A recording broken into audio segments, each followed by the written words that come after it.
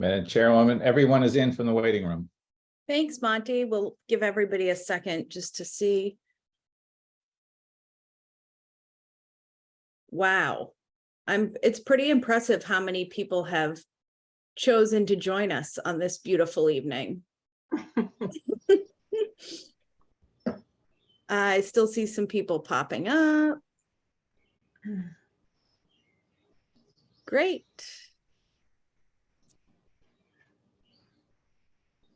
Okie doke. Thanks so much, Monty. Good evening. I would like to call the Tuesday, July 11th, 2023 Town of Rockport Board of Selectmen's meeting to order. We have a full agenda tonight, including a joint session with the Board of Health, which I know we've all been looking forward to for several months now. Happy to have members of the Board of Health join us this evening. So I just wanted to make a note before we go into public comment. We're going to do 3 public comments tonight. We're going to do one now in just a moment. And I ask that if you have a public comment that you would like, a question or something discussed during our joint meeting with the Board of Health, that you raise it during our first public comment. Our second public comment will be right at the end of the joint session with the members of the Board of Health. And that will be a time for comments after our discussion, but just related to the topics we've discussed. And then, as always, we'll do another public comment on any topic at the very end of our meeting. So we're just adding an additional one in the middle to discuss Board of Health items. I hope that is helpful. So at this time, I would like to open it up to our first public comment. I'll turn it to you, Monty. You can manage it because I actually can't even see everyone. Sula, you've been unmuted. Oh, thank you. My name is Sula Stephanopoulos. I live at 26 King Street. I just want to thank the Board of Health, the Select Board, for including train idling on tonight's agenda. Excessive train idling continues to be a chronic health problem in Rockport, and not just for the people who live next to the train yard. The residential core of Rockport, within half a mile of the train yard, is also negatively impacted. The particulate matter emitted by diesel engines is carried far and wide by wind, and the noise, especially from the trains that were built in the 1970s and still running, is both very loud and low frequency. That's a type of noise that travels the farthest. We're talking about the core of Rockport, down Millbrook Meadow to Beach Street, over to Main Street, Broadway, all the way up Summit and Squam Hill and down to Back Beach. This large area is the most densely inhabited part of Rockport year round, and the negative health impacts of idling trains most likely reach beyond the core. So it's important to note that excessive train idling continues despite the 4 electric panels installed in 2017. So each of the trains could plug in, the 4 trains, and not to have to idle their engines in order to comply with Massachusetts state laws on train idling. We look forward to hearing how our Select Board will work with state officials to protect the health and well-being of Rockport residents. Thank you for listening. Great, thanks very much. Monty, before you go on to the next person, I also meant to add that we're not going to do repeat speakers during each public comment. So everybody can just have one shot each public comment time. Okay. Thanks so much. Thanks, Sula. Toby, you've been unmuted. Thank you. Toby Arsenian, 95 Granite Street. 2 subjects. First, rumor has it that the board is going to both open and close the warrant for the fall town meeting at your meeting tonight. One hears many things and not all of them are true, and I certainly hope this is not true. It might be convenient for you to do this. It's certainly legal. You did it before, although on unusual circumstances for a special town meeting devoted solely to the planning board's misbegotten efforts. If you do this, you've effectively fenced out the public participation in the town meeting. No one can bring citizens' articles. The window is open, the window is closed, and you can just get lost and disappear. After every town meeting, you say the town meeting, how wonderful, tra-la, tra-la. Well, it works for you. Does it work for your fellow citizens? You ought to care. And I hope I'm wrong in what I heard. And if you were considering opening and closing the warrant, I hope you would desist and leave it open. If you were to do this right by your fellow citizens, you would announce a month before the warrant was opened that assistance is available with petition articles. As the town administrator has numerous times said, he and town council are able to advise people. At one point, the Government and Bylaw Committee, just prior to the outbreak of the Wuhan flu, had the bright idea that they too would help citizen petitioners. They've never carried through on that. So I hope that you'll do the right thing. The other thing relates to the Board of Health and your meeting with them tonight. Everything that Sula Stephanopoulos said is on target and worthy of your notice. But there's much more to it than just the idling noise of trains. The town needs a comprehensive noise bylaw. What we have now are a few pathetic shreds and tatters of a proper noise bylaw. It's a disgrace to the town. And when I talk to the Government and Bylaw Committee about writing bylaws, no, we don't do that. What we do is review bylaws, and you can make a good case for that, because if you're both writing them and then reviewing them, obviously you're not impartial. So my question to you that at the previous meeting, who was to write bylaws, remains to be answered. But I would ask you when you're meeting with the Board of Health to ask them if they would undertake the writing of a comprehensive noise bylaw for the town. Thank you. Thanks, Toby. And I'll just, what you heard is incorrect. We are not opening and closing the warrant tonight. Aaron, you've been unmuted. Oh, yes, thank you. Just an announcement, and this is on behalf of Ruth and I with the Community Preservation Committee. We've been working with the YMCA to set up some hours for Rockport residents who may not be Y members to utilize the splash park. So we're going to start to talk about, we're going to get the word out there for the rest of the summer that Wednesdays from 4 to 7, Rockport residents would merely have to come to the Y with proof of residency, and they would have access with them and their families to the splash park. So we'll put it on social media, possibly get a little notice in the newspaper, but Ruth and I thought maybe tonight would be a good time to just mention it.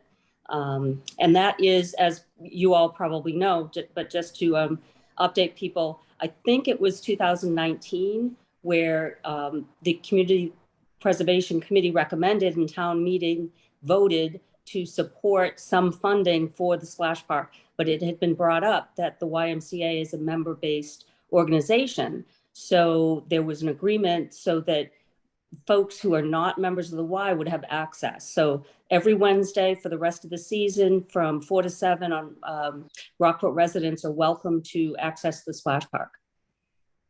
Thank you. That's wonderful. Thank you, Aaron. Great. And Ruth. Thanks.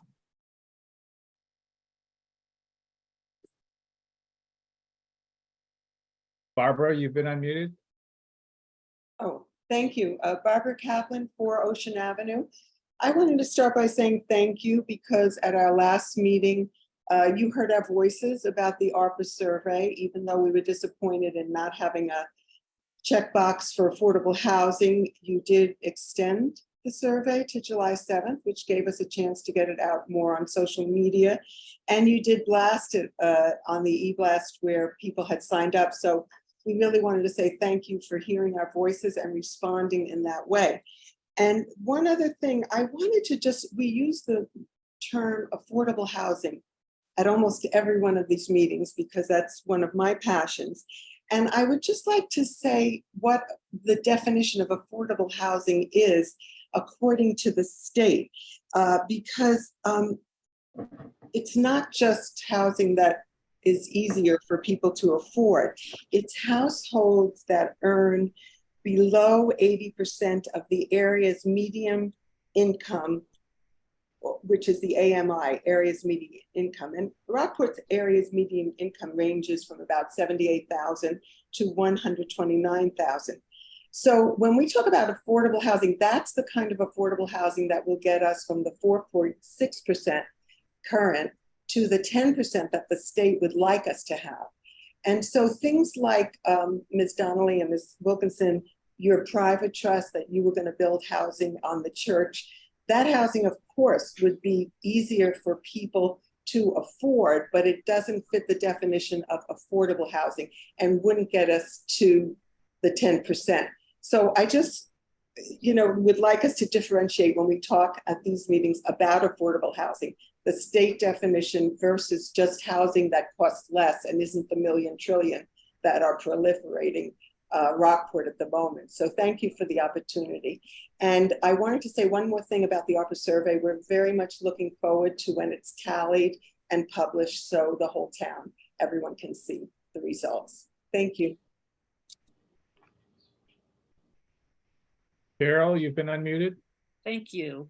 This is Carol Undine of 40 Stockholm Ave with my spouse, Beth Shapiro. Thank you for this opportunity to speak. We live at 40 Stockholm Ave, that's a Pigeon Cove.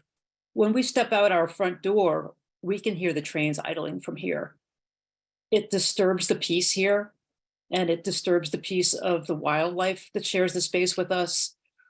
We're very in favor of working on a noise ordinance in town so we can make an agreements and some limitations, thresholds that can be enforceable. And I have a lot of compassion for the folks who live at the Bearskin Neck way out at the end there, because when we visit there, we can hear the trains idling and it's much louder there. Beth, what do you have to add? I just want to add, because we just completed a major renovation, I had a lot of reason to be at Ace Hardware over the last year. And the guys who work there, and I experienced this too, a lot of them have told me they get like physically nauseous. They go home with intense headaches from the noise and the vibration. That happens to me when I'm in that area. It's not, this noise thing. I mean, I love the idea of a comprehensive noise ordinance, don't get me wrong, a bylaw, but I think dealing with something about this train is really pressing because we can make all the bylaws we want. And if the train drivers don't want to do it, they don't do it. So to me, it's a really pressing issue for the town. Thank you. Thank you. Thanks.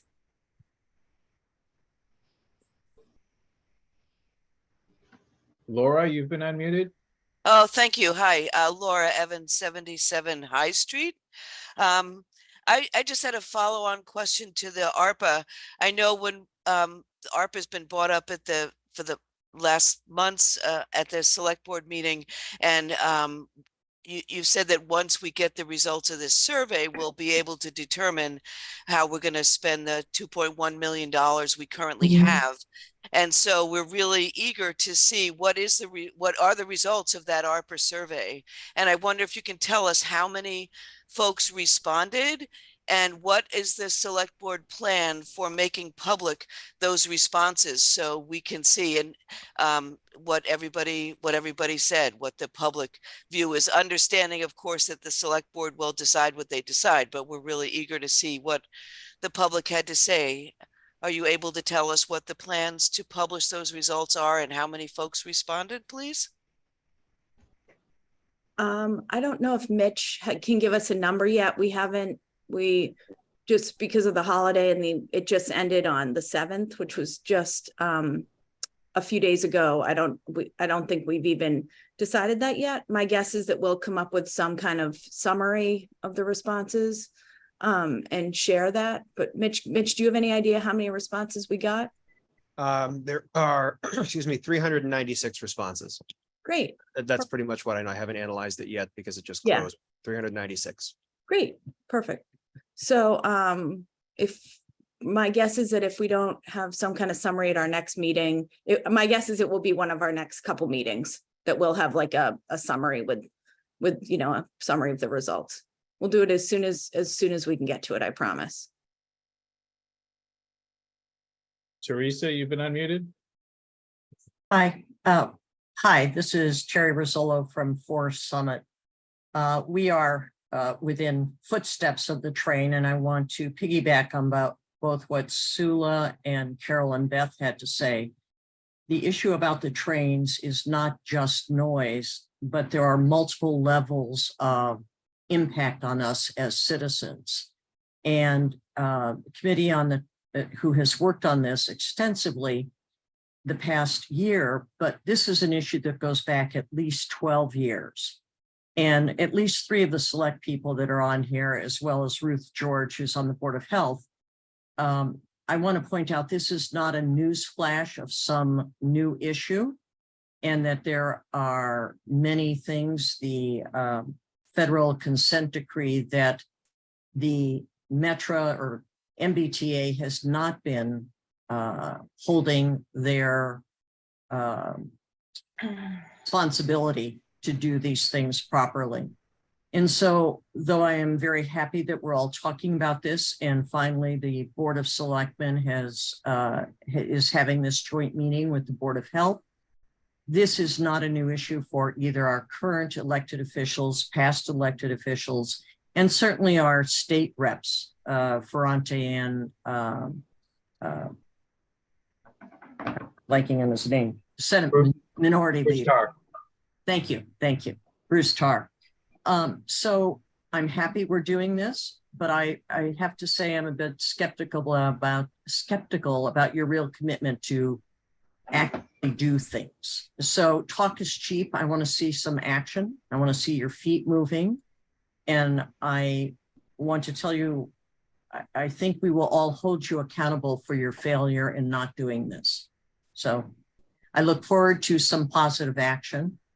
And I will tell you that I certainly will want to be challenging you if you let this ball drop yet again. Thank you.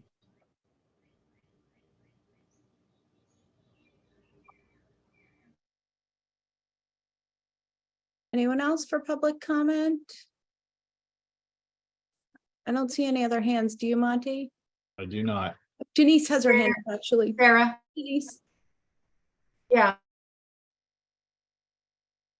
I just want to correct a misstatement on the part of Ms. Kaplan.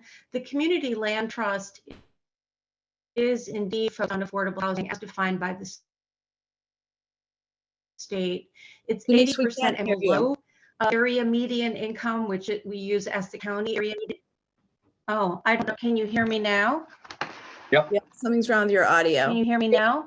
Yeah, maybe try. Yeah, there you go. Okay. So I just want to correct a misstatement on the part of Barbara Kaplan. The Community Land Trust is indeed focused on affordable housing as defined by the state. It's defined as 80% and below of area median income.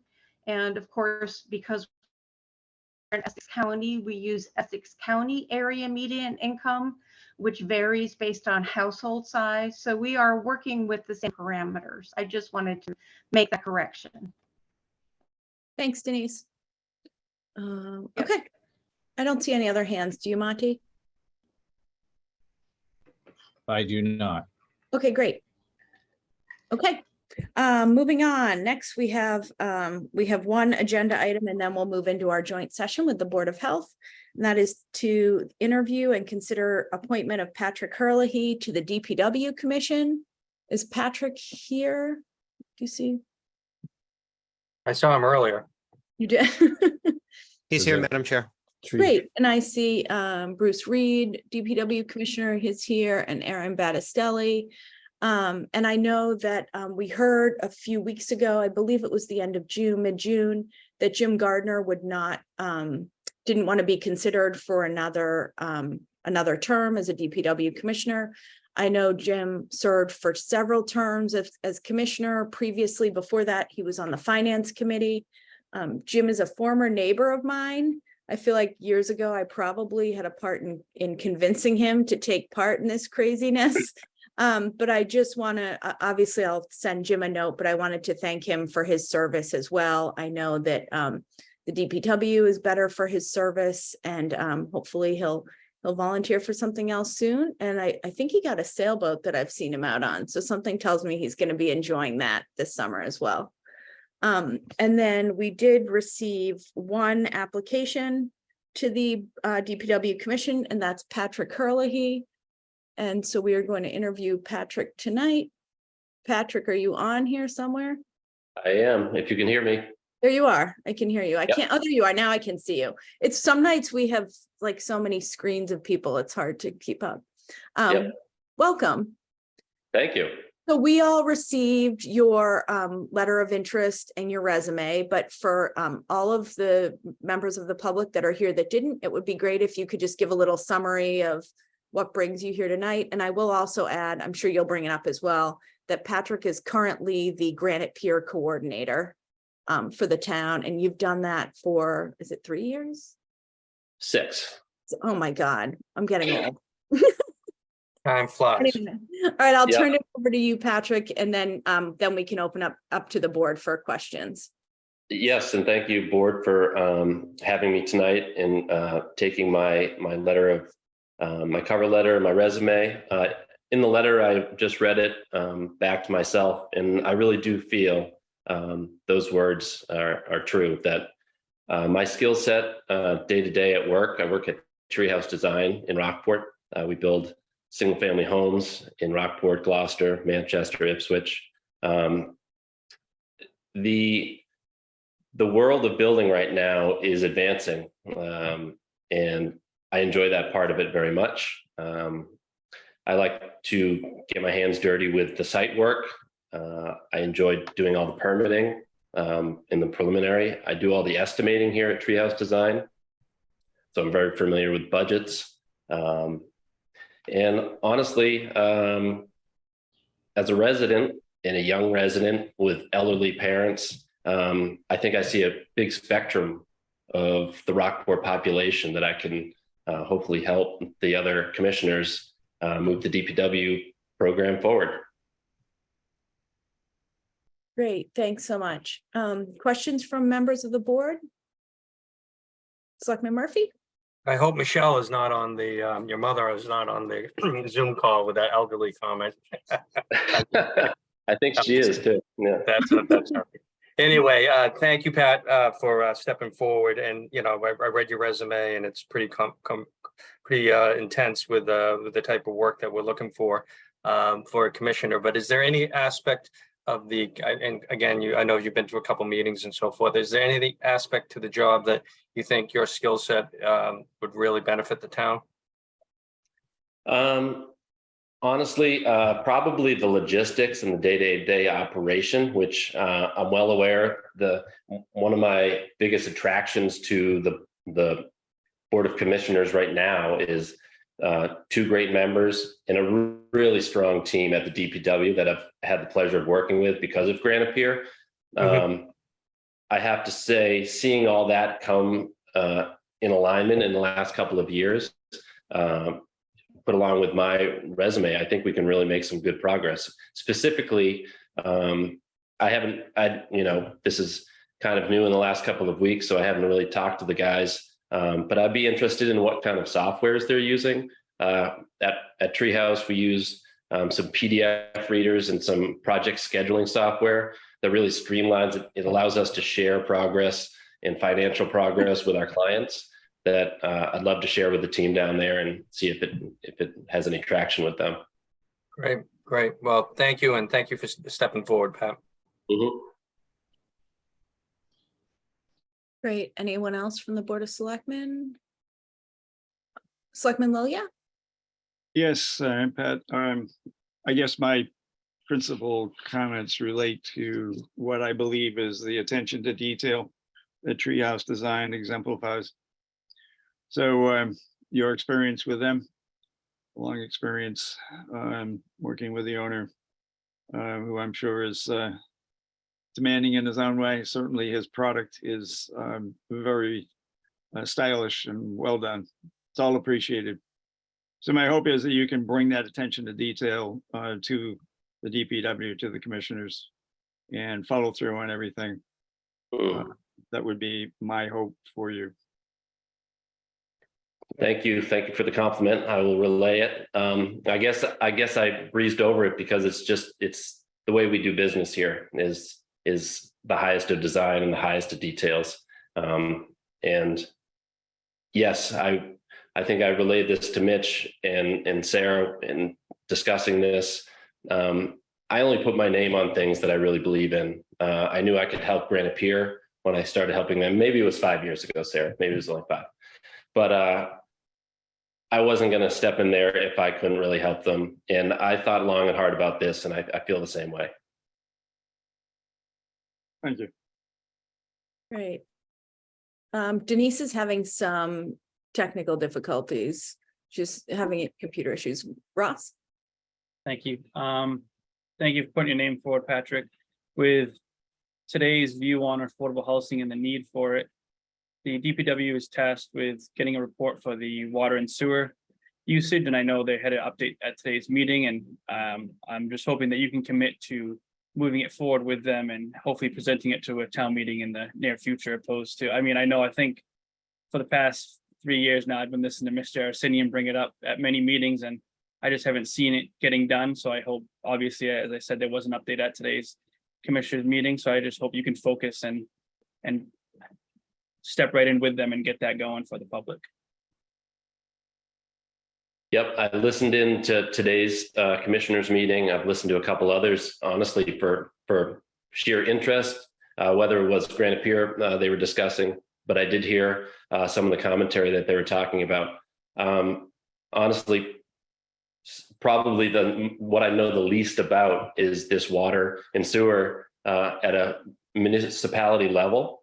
Listening to Aaron and Steve and the others discuss those things, the town is in really good hands to get that. So I look forward to diving in because I do enjoy learning new things. So at Treehouse, we don't really have a hierarchy. I have a boss, but we really think of ourselves as a tree that, comes in from the bottom, gets strong, and then goes out. And in this role, I really see myself as a cog in the wheel to move progress forward. So that's really what I want for this town. Thank you. That's great. I just wanted to add that I guess we'll settle on 5. Hopefully it was just 4, but Maybe. when we started the Granite Pier coordinator job, that was I would, for lack of a better word, I would say in a little bit of a shamble from just some switching of hands and some changing policies. And I will say that the board at the time was like thoroughly impressed with that you like quietly took it, got it totally reorganized, and have like continued to work really, really successfully with the Granite Pier committee and make some really nice changes over there and manage wait lists and take payments. And you've frankly knocked like the Granite Pier position out of the park. So I expect nothing less on this. But I will say that the DPW commissioners, because there are only 3 of them, 2 is a quorum, and they don't have a posted, I don't think this is a posted meeting. So I'm not going to ask, typically I would ask Bruce or Aaron if they wanted to contribute. I won't do that, but I will share that Bruce sent a very nice letter and fully endorsing Patrick as a candidate and being very supportive of you. Great. Thank you. So do any other board members have any comments? Great. Okay, hearing none. Is there a motion? Yes, Madam Chair, I have a motion. I move that the board appoint Patrick Hurley to the Board of DPW Commissioners for a term to expire on June 30th, 2026, subject to the board's, committees, commissions, membership policy. Great. Are I'll there? second that. Motion has been made and seconded. Any further comments? Hearing none, we'll do a roll call vote. Selectman Brackett, Aye. Selectman Lilia, Aye. Selectman Murphy, Aye. Selectman Donnelly. I think she's Aye. restarted. Oh, she's there. Okay. And Selectman Woman Wilkinson. Aye. The motion carries. Congratulations, Patrick. Thank you all. Thank you all for your time. Thanks for everybody that signed in tonight, and I look forward to getting to work with the other commissioners. And while we have both Aaron and Bruce here, I just want to thank them for their continued service. I know between the facility, we have tons and tons of water, wastewater. There's like an overwhelming amount of work for the DPW commissioners to do. Notice I'm saying this after you've already accepted and voted in. But I just want to thank the three of you for putting your names forward and continuing to do this work. It's really, really important. So thank you all. Great. Thank you. Okie doke. Okay, moving on, we will now do the joint session with the Board of Health.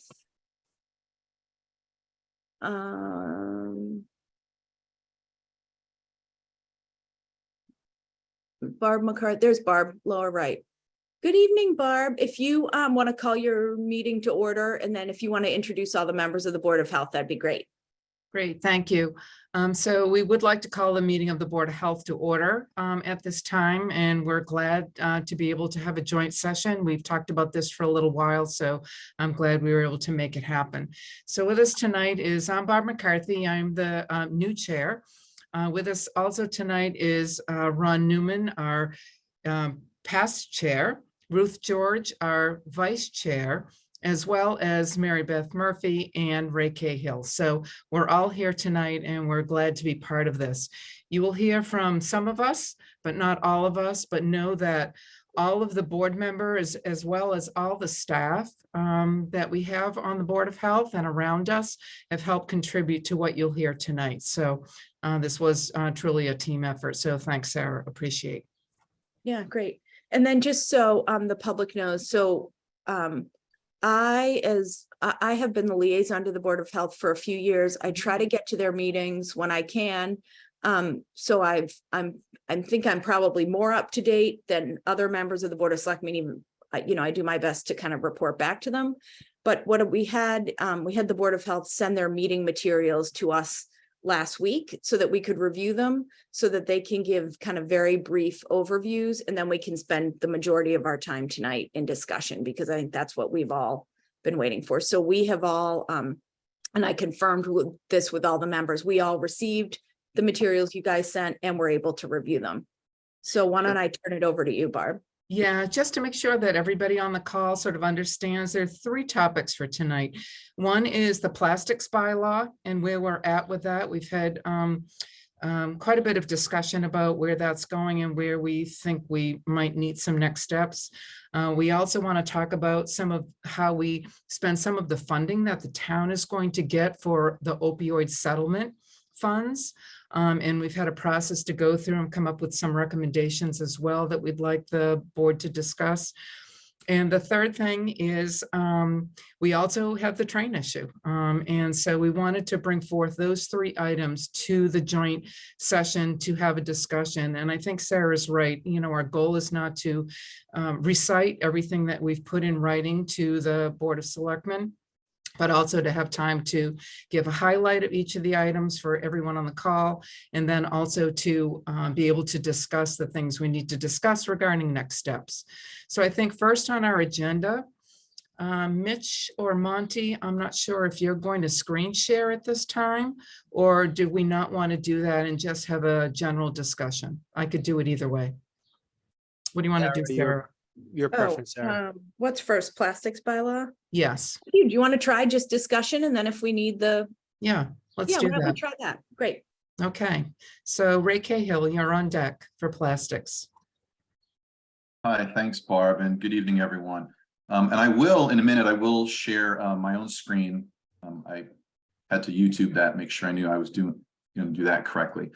So over the past few months, concerns have been brought to the Board of Health related to the various aspects of the town plastics ban. The concerns expressed involved confusion about the language of the bylaw, some potential unintended consequences of the bylaw, and the overall efficacy of the bylaw in helping us to become healthier, more environmentally aware community. So as the Board of Health, we discussed it quite a bit, felt it was important to start with a rewind. We spent time reviewing the language of the plastics bylaw.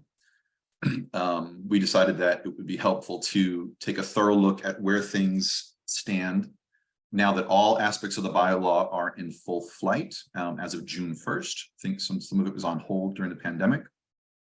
And then also to looking through a public health lens, propose recommendations that the Board of Health thinks could be undertaken in the community to help support the bylaw and help the town develop those fundamental conditions necessary to foster the environmentally conscious behavior and healthy community that are at the core of the spirit of the bylaw.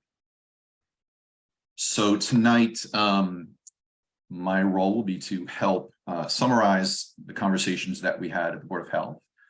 And as Chairwoman Wilkinson said, that background information for tonight's meeting was forwarded to all members of the Board of Health and Board of Selectmen. And if I can share my screen, I can get the conversation going here. Let's see if I got this done right.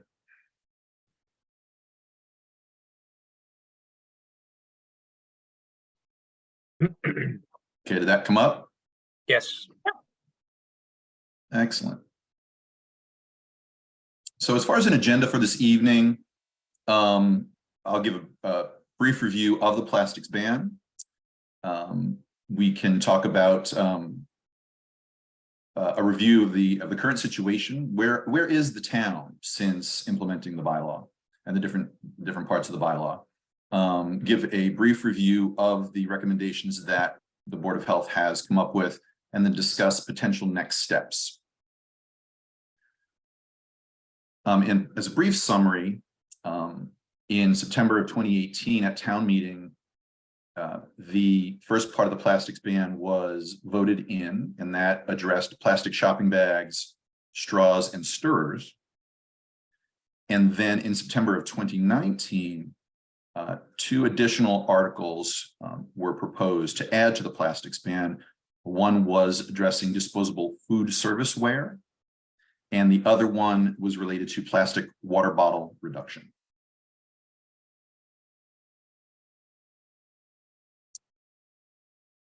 And so in this slide, the current situation, this is a summary of, tried to summarize the concerns that were brought forward to the Board of Health by the community. It was expressed to us that there was confusion about, in both from a view of the residents and local businesses, confusion about exactly what the language was saying. There were issues raised regarding, with respect to the plastic bottle ban, an issue of health inequity. Are we actually creating a situation potentially where we're making it harder for people to access clean drinking water? Concerns were raised about, at the town level, do we really have the infrastructure in place to support the implementation and success of the bylaw? Concerns were raised questioning whether the bylaw was helping to foster environmentally conscious behavior as it was intended, and overall, is our community becoming more healthy because of the existing bylaw?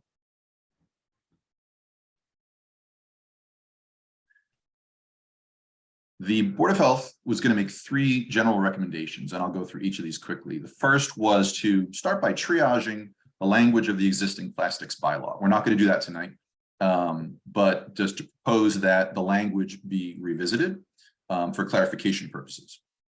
Number two, the Board of Health would like to recommend that a committee be established to assess the current situation, and propose how to move forward. And then the third is to take concrete steps to address any health equity issues that might be in place, and then to really make sure that we're doing everything we can to promote residents' health. As far as triaging the existing bylaw, starting with tonight's conversation, the joint Board of Health Select Board meeting, it was proposed by the Board of Health that there was coordination with the Government and Bylaw Committee to take a look at the language and make sure that it is what we intend it to be. Is there clarification that can be made? And then ultimately, if we think so, then those can be brought to town meeting. as far as establishing a committee, overall, the goals of the committee would be to, in no particular order, hold public forums, really widen the lens, get a group together to really investigate what are the concerns. Are we really hearing everything we need to be hearing from the community at large? Other ideas were that if a committee was established, they could engage in a public health campaign to really teach people about the bylaw itself, what its intent was, why it's important, and set up the town for success in that regard. The committee could also consider evaluating our current recycling and composting efforts. Where are we and what does our future look like? There was conversation about installing additional, we do have one downtown, a public drinking fountain and water refill station. So to investigate the feasibility of potentially installing more of those around town. It was also proposed that, not reinventing the wheel, but looking at surrounding communities that have plastics bans, taking a real hard look at how are they managing it, what are the plastic bans in those communities, and how are they managing it, what challenges are they facing, and communicating with them. And then ultimately making for an established committee come forward and make recommendations to the Board of Health and Select Board. And then as far as taking concise action, really engaging in a public education campaign, taking a good look at implementing infrastructure changes that would promote the intent of the bylaw. And if any proposed bylaw changes seemed indicated, that those can be brought to town meeting. And then as far as don't repeat the cycle, meaning just,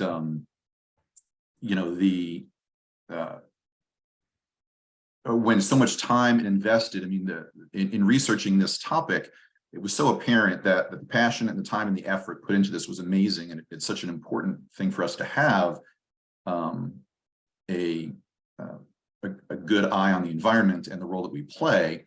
And if we're going to invest that kind of time and effort to widen the lens even further and make sure that we're just pulling in as many aspects of the community, and even if it takes, a good amount of time, just so that we can really set ourselves up for success, because we've got an important bylaw. Let's just take it, let's make it as effective as possible.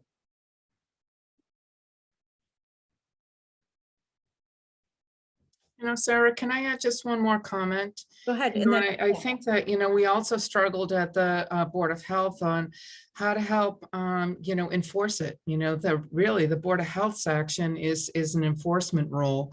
And the way it is written, it is really difficult to enforce. And, to ask John Coulon and some of the folks that really do that work day to day was putting them in a really bad bind at this point. So that informed some of our discussion as well. Who currently is enforcing this, Barb? It's being enforced and complaint based only at this point, Okay. Paul. Okay, thank you. Comments by members of either board at this point on this topic? Well, I have a couple comments. So thank you, Ray, for that presentation. I support this because I'm an environmentalist and I believe, plastic is hurting the environment. But if we don't have someone enforcing it, then it's not for nothing. We need to have an enforcement person to make sure that this happens. And my understanding is some businesses are complying and others aren't, and that's not fair. So I think this is a good start. We'll get this moving. But if we don't have someone enforcing it, then I don't think this is going to go through. Oh, it's not going to be successful, I should say. Yeah, good point. Yeah. Ross? Thank you, Madam Chair. Selectman Murphy brings up a good point where he just mentions businesses. The bylaw is written, it involves distribution of water, so that includes residents as well. So are we just going to target the businesses, or are we going to target the parents that give their kid a water bottle to go to school? Those are the questions that I think need to be ironed out the way the bylaw is written now. I know it was specifically targeted at businesses when it was being discussed in the sense of town meeting and all that, but the way it's written, technically it targets residents as well. And that's another obstacle that the Board of Health has to look at, how to enforce that. I guess I don't know. I guess I'm looking at it a little differently. I'm frankly frustrated with it. I think, I don't know, I guess I consider myself like obviously an environmentalist as well, but frankly, I feel like there are so many unintended consequences, and I voted for it, but now like in retrospect, I'm just feeling like we should have done a more thorough, like thought out job than we did, instead of just approve, you know, the fact that I pull up to Cumberland Farms and my 10-year-old can go in and can buy Dr. Pepper and, you know, and like energy drinks and all kinds of like crap, but can't get a bottle of water is kind of backwards to me. I'm just, and the fact that, you know, that any business in town like is spending, you know, 5 times as much on, where I was somewhere the other day, oh, Salties. And it's like, we're not allowed to sell bottles of water. So the price of an aluminum bottle of water is now $2.50. And frankly, most people I know just aren't going to buy the water. And it's the same. I know that the schools are having the same issue. So I'm just kind of feeling like we have a lot more work to do on this. I love the idea. You know, I typically don't love to add committees, but I kind of feel like your recommendations are spot on, because I feel like we're just not totally there yet. It's kind of like requiring composting, but the town doesn't compost, right? It's kind of like, wait a second, like, are we putting the cart before the horse? And this is all for naught if we don't have someone in some group or some person enforcing it. Right. Dr. Newman, did you have your hand up? Yeah, I was just going to say that it didn't take long for these unanticipated consequences to become obvious, both with respect to how the schools function and handle this and abide by it, businesses, individuals, et cetera. And so I think the time is right for us to look at it, get more input from a broader range of people, and then perhaps go back to town meeting as has been recommended. So Agreed. I support, you know, this these recommendations. Yeah. You know, and also, are there other towns and cities out there that have done a good job at this? Are there other places that we could learn from so that we're not reinventing a wheel? So that's some of the other things that we had talked about at our meeting as well.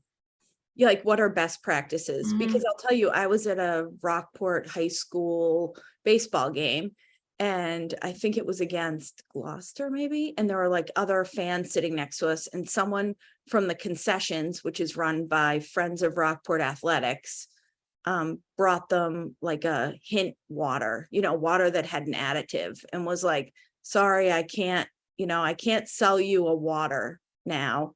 So we have to sell these waters with something in it. And they're like, we used to think that we could give waters away, but then we read now we can't give water away. And I was kind of like, this can't be like what we intend. Do you know what I mean? I was like, this is just off here.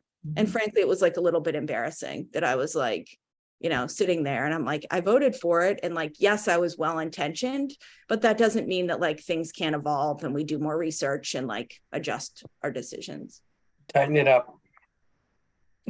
Tighten it up. Ross? Thank you, Madam Chair. Again, it's not just about tightening it up. It's about us committing to composting in the town, because right now, when, you know, for my personal business, when I get in the composted boxes that, you know, have the products inside of it, each box in small lettering, you know, it says must be composted in an industrial facility. I mean, it needs to go to a proper composting facility, not just your backyard composting. Not all items, but most items, you know. So for those that don't know, a compostable item and a regular plastic item, if they get thrown in the same trash and has to be separated, it's very hard to tell the difference. And a compostable item will contaminate recycling. So that would ruin a whole batch of proper recycling opposed to just composting. So it's important that, as Mr. Cahill said, that we have the proper infrastructure in place for this bylaw to be fully effective with what its purpose is according to the bylaw. Can I ask a question? I don't think I read this in any of your information. How many and I know it's obviously not just meant for businesses, it's organizations as well. Two questions. One may be for you, Ross. How much more expensive, like, would you say the compostable and non-plastic and, the bottles of water are than typical product? So for water bottles, it used to cost me 7 cents, and I used to sell them for $1. Now it costs me $1.50, and I sell them for about $3 to $2.50. And opposed to just not, instead of the water bottles and the plastic in general, for a summer worth of iced coffee cups, one size would cost me about $8,000. For composting, it cost me about $40,000 for the amount of cases I would need to buy for composting. Wow. And I guess my other question may be for the Board of Health. Do you have any idea of how many businesses, this may be a question for John Coulon, how many businesses are at least partially complying with the new bylaw? Do we have any idea? I think John's on tonight on the call. Yeah. Hi, John. Hi. I have an idea in general of the food establishments, but there are other businesses that do not have a food permit that either sell or dispense bottled drinks. So I would need some lead time to pull that data together to either survey by email or more accurately in person. Yeah, no, that's how, yeah, I think, honestly, that may be something that the committee looks into and figures out.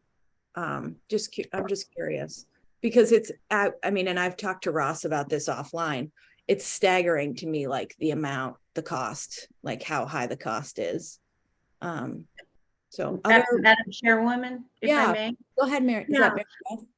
I understand and can completely agree with everything that everyone's saying. I would just remind everyone that while the cost is higher, there is a cost associated with continuing to use plastic.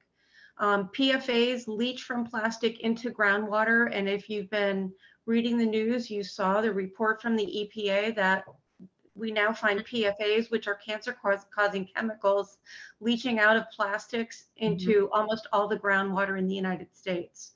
So there's a cost associated with continuing to use plastics. And yes, we should have all of the things that everyone has said, the infrastructure and so forth. But to my mind, there's a matter of urgency here. And while it may not be perfect, we need to apply that sense of urgency to this issue. Thanks, Denise. Thank you. Anyone else? Board of Health? Selectmen? I want to thank Ray and Mary Beth for doing a lot of work on this in the background to really do some research and pull all of our minutes together and comments and to give you something that you heard tonight. So thank you. Yeah. So in terms of next steps, I think your next steps look great. Do you guys want to take the lead on setting up some kind of subcommittee we can look into this? Sarah, I think why don't you and I have some discussion about this, because it really is a bylaw issue. I mean, the Board of Health's job is enforcement. Until the bylaw details and the sort of the nuts and bolts of it really get ironed out, we're sort of on the back end of it. So we don't mind helping, but I think potentially, and I'll look to Mitch from this, I think the lead probably should come from the select board and we'd gladly participate. Yeah, I get it totally. That's fine. Okay, anyone else on this issue? Nope. No. Okay, great. I'm gonna move on to train idling. Madam Chair, I believe Selectman Lilly had his hand up right before Oh, you did he? looked Oh, away. I'm sorry, Selectman Lilly, I didn't see your hand. That's all right. It was a late thought. The late thought is simply the reusable bottles, which so many in my family have, that in one sense of the word, I don't really think about the plastic issue from the standpoint of consumption. Everybody who comes to the house carts around their own bottle, whether it be plastic or whether it be aluminum, but they have their own bottle. So I'm a little bit puzzled. In other words, to some degree, I'm thinking that the town the members of the town, the children in the town also have aluminum drinking bottles, the stainless steel drinking bottles, camping bottles, hiking bottles. Isn't this coming into play more than perhaps we're admitting to, and therefore the demand for water in plastic bottles is diminishing? Am I right or wrong? I see Mary Beth and Dr. Cahill have their hands up. Mary Beth, you want to come Yeah. in? So just to let you know that up at the school, where yes, the kids do all have refillable bottles, there's no water fountain. There's no water fountain at the elementary school or the high school. And during the summer, schools are locked, so you can't go inside and fill up bottles. There's no water filling station at Evans Field where the kids play all summer long. Or I don't think at Pingree Field either. Do you still call it Pingree Field? I guess so. Pigeon Cove. So yes, people do have water bottles, carting them around, but the town hasn't done the steps of making sure that there's water to fill in their bottles. Yeah. And so this is the type of infrastructure problems that have to be dealt with. Then this would be a first step on the part of the town to make sure there's an adequate number of stations around town. That would be my suggestion. Yeah, I think that's part of the plan. Yeah. I mean, it is. We haven't Yeah. discussed it, but is it part of the plan? Could be. Yeah. Is there a number of stations that have been? Or is there a number of stations that have been proposed and locations? Is that So currently there are stations at Town Hall, at the library, at Harvey Park, and at T Wharf. Right. Okay. I know it's a conversation that DPW has on an ongoing basis. They just installed a very nice one, and I think it's kind of the beta tester down at Harvey Park to see how that works, the multifunction. But I think they've talked about others for a while. A lot of it depends on what infrastructure is available, but it's a conversation that's happened a number of times. Isn't there another one at Old Garden Beach? There's like an old water fountain there. There is. Well, no, it's the one that was dedicated to Seville, Anne Seville. There is one.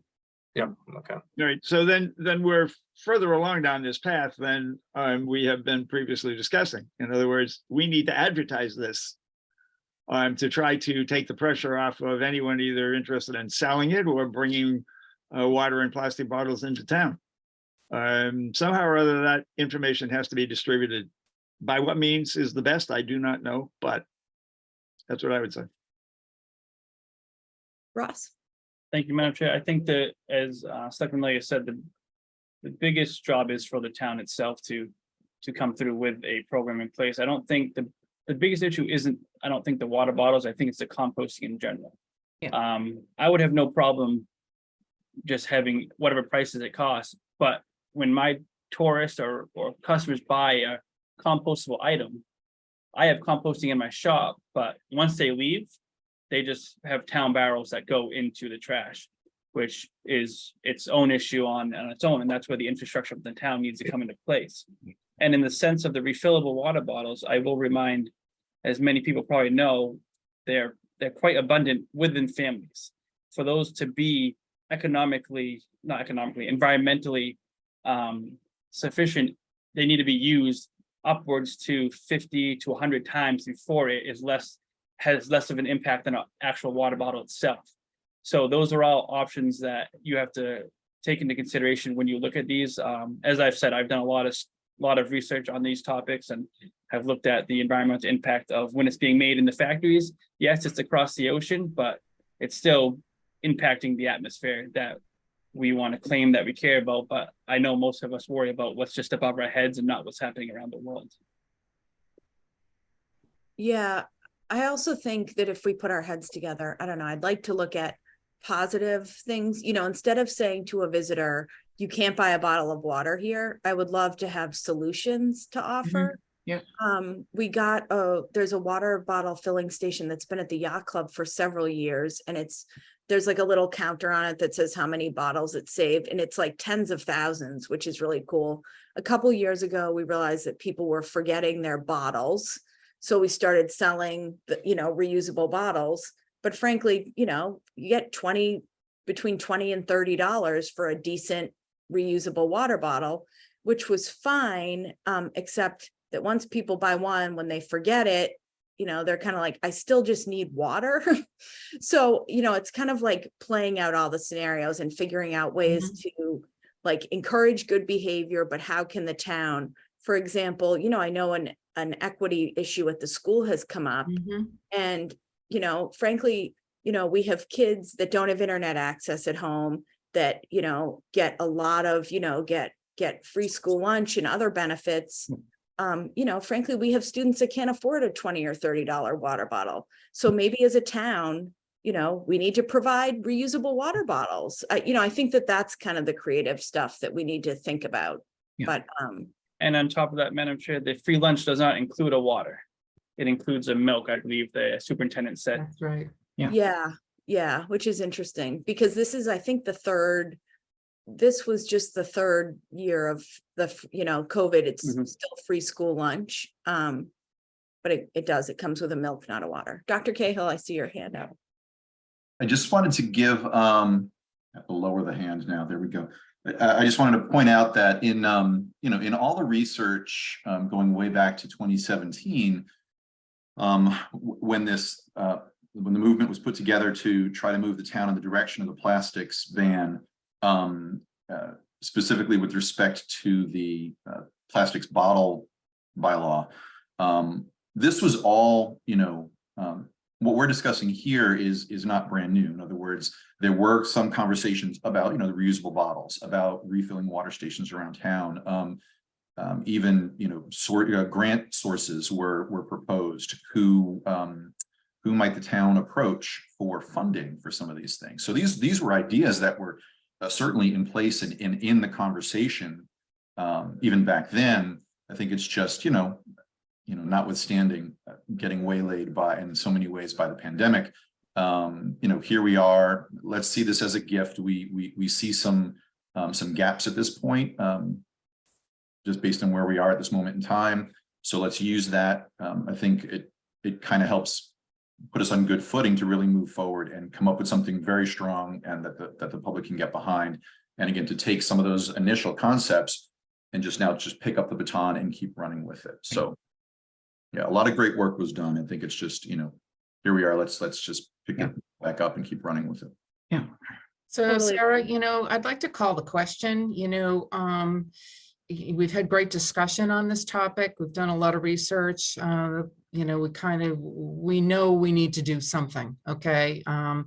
Is the plan that Ray and Mary Beth presented, is that enough for us to say we are going to go forward and work with you as the select board to pull together some folks and do some public forums and look at our options and sort of take it from, stem to stern one more time and make sure that, we're doing what it intended to do is really what we want to do.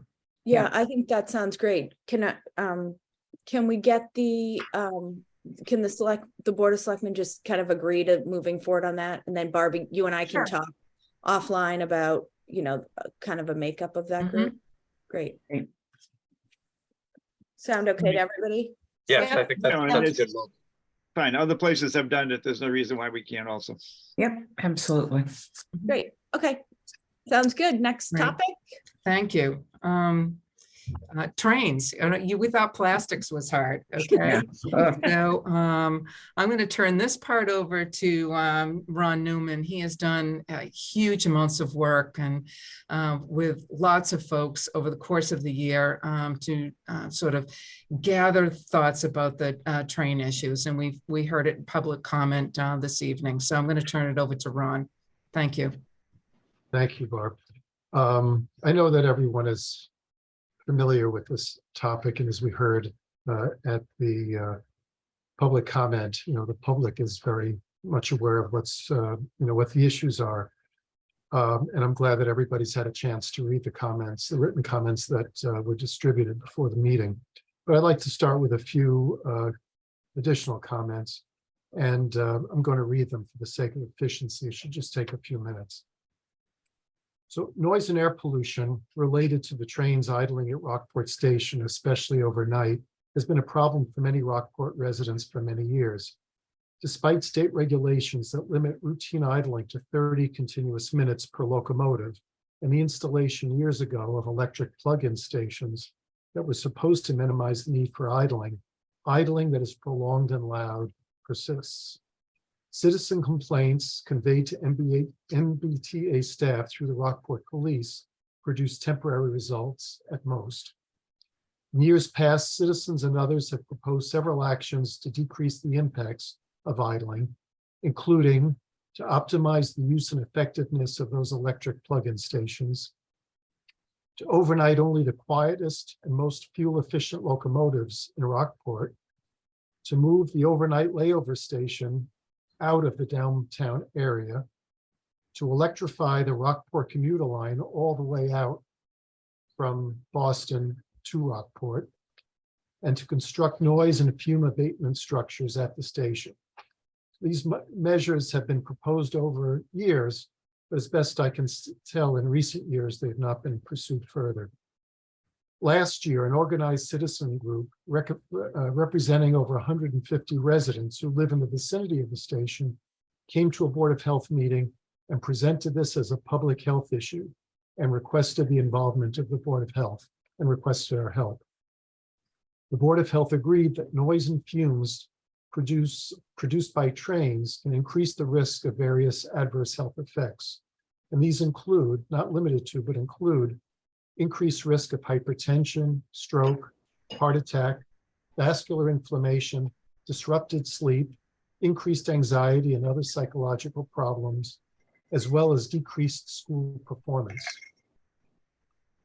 Over about 9 months, the Board of Health has attempted to contact and work with the MBTA, the EPA, the Federal Railroad Administration, the Mass DOT, and Mass DEP to decrease the impact of noise and fumes on town residents, but without much success. We continue to believe that this is an important issue for many in town, and that it's not only a public health issue. The quality of life and peace and comfort of many town residents are being negatively affected, especially by the noise. And the number of affected residents will only grow as new zoning bylaws that allow the increase in density in the vicinity of the Rockport Station leads to an increase in the population living in that area and being exposed to these stresses.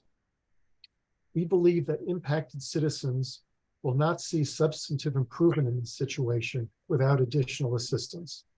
We feel that the Select Board should consider getting re-involved. A follow-up meeting to that which took place in 2019 and involved the Select Board, concerned citizens, the MBTA, our state representative, and our state senator could be expanded to include the offices of our congressmen, our US senators, and the governor. Also, citizens and officials from other layover locations could be invited. I believe there are about 13 other layover locations around Eastern Massachusetts.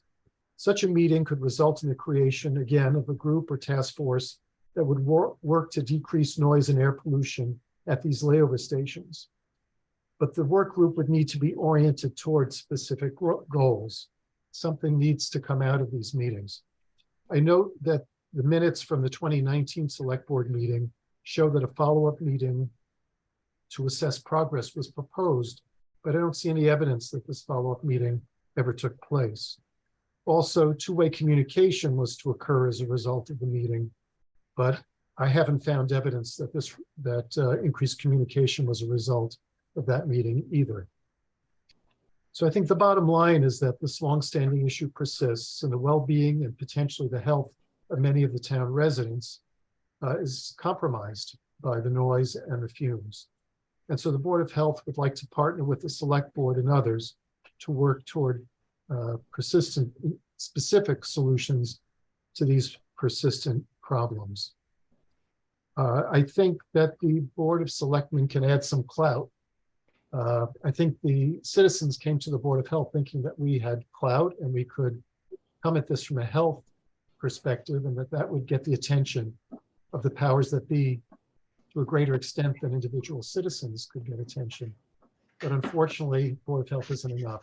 I think we need the selectmen behind us and perhaps others. So with that, I open up discussion.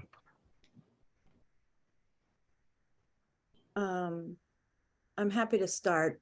I guess I've been on the board the longest. So I will say, and I know there was a comment in public comment, that we have spent years working on this issue. And frankly, I'm just going to put it out there because, and I'm not sure if any of you were at the meetings, but Keolis and the MBTA are revolving doors. We've had Senator Tarr in here, we've had Representative Ferrante come to meetings. Keolis hires someone, they send someone, and they come and they're friendly and, oh, we love Rockport, and and they kind of make promises, and then at the end of it they quietly say, but if things are that bad here, the train doesn't have to come all the way to Rockport. And it is what it is. I feel like we have, I feel like over the years we haven't done anything in a few years because we kind of felt how you're feeling now. That people without clout, people with more clout than we do weren't able to get anything done. And Senator Tarr has come, and and he is a huge advocate of Rockport, but frankly, he's also an advocate for getting people to and from Boston. So I think, there's kind of frustration at all levels, but I'm more than happy to try to arrange another meeting.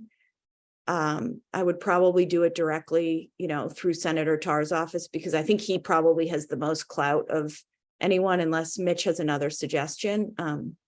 I'd be happy to reach out to Congressman Moulton's office as well.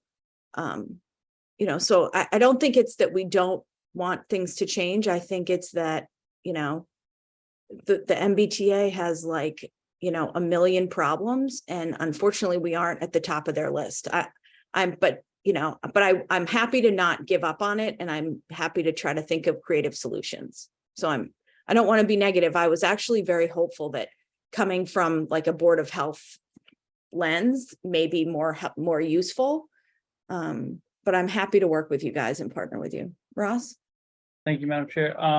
I think one of the things we can push on is when I looked at a list of the electrification of the tracks, there's obviously timelines for all of them. I know Rockport was towards the end of that timeline, so it might, that might be an option, is that it is being looked at obviously by the state officials, so we might be able to move that along, hopefully sooner than later, or maybe get it moved up as we are pretty busy during the summer season. So that could be a targeting point on how much the train comes and goes. So to electrify the tracks and get in the electric trains opposed to the diesel trains. Paul? Thank you, Madam Chair. I've lived here all my life, and this is not a new issue. The MBTA has continued to treat Rockport almost as a second-class citizen. I'll give you some examples. They were supposed to create a train station, a receiving area. That never happened. Look how long it took us to. There used to be a dirt parking lot. It took years and years for us to finally get a asphalt parking lot. They talked about hush huts for years, and nothing has happened. It's all talk and no action. Bruce has been very successful in the situation with the MBTA in West Gloucester. I think we should start with Bruce Tarr, but I think we've had enough. I think we need to involve Congressman Tierney, the two U.S. senators. We got to get this taken care of, because this isn't fair for those people that live in that area. It's a health issue, I agree. And I think we've been more than patient, and we need to really get this together. But I think we need to kick it up to the federal level. Yeah. And I'm happy to help in any way I can. I was just gonna say, it looks like it looks like Selectman Murphy is willing to take the lead on this. I absolutely will. I really will, because enough's enough. This has happened. I can remember in the 1970s, people complaining about this, and it can't be. Barb, you grew up right next door. I've been waiting my turn to speak. Yes, okay, but so I'm happy to help out in any way I can. But I think we've been patient. very much for many, many years. I think it's time now to involve the federal authorities or the federal elected folks. Yeah. And I think there's one more issue, and I know Ruth, you want to speak as well. And the other issue is that the MBTA does not want to set precedent. They don't want to do something in Rockport that would then have every other dead end station say, what about us? So I also think that there's a piece that they play both ends against the middle. You know, my dad, God rest his soul, 50, 60, 70 years ago, was talking about this with Nick Belletta and everybody else. Okay, so, they're a tough group to deal with on a good day without all the issues that they're having going on right now, but they do not like to set precedent. They really want something that they can be very universal about.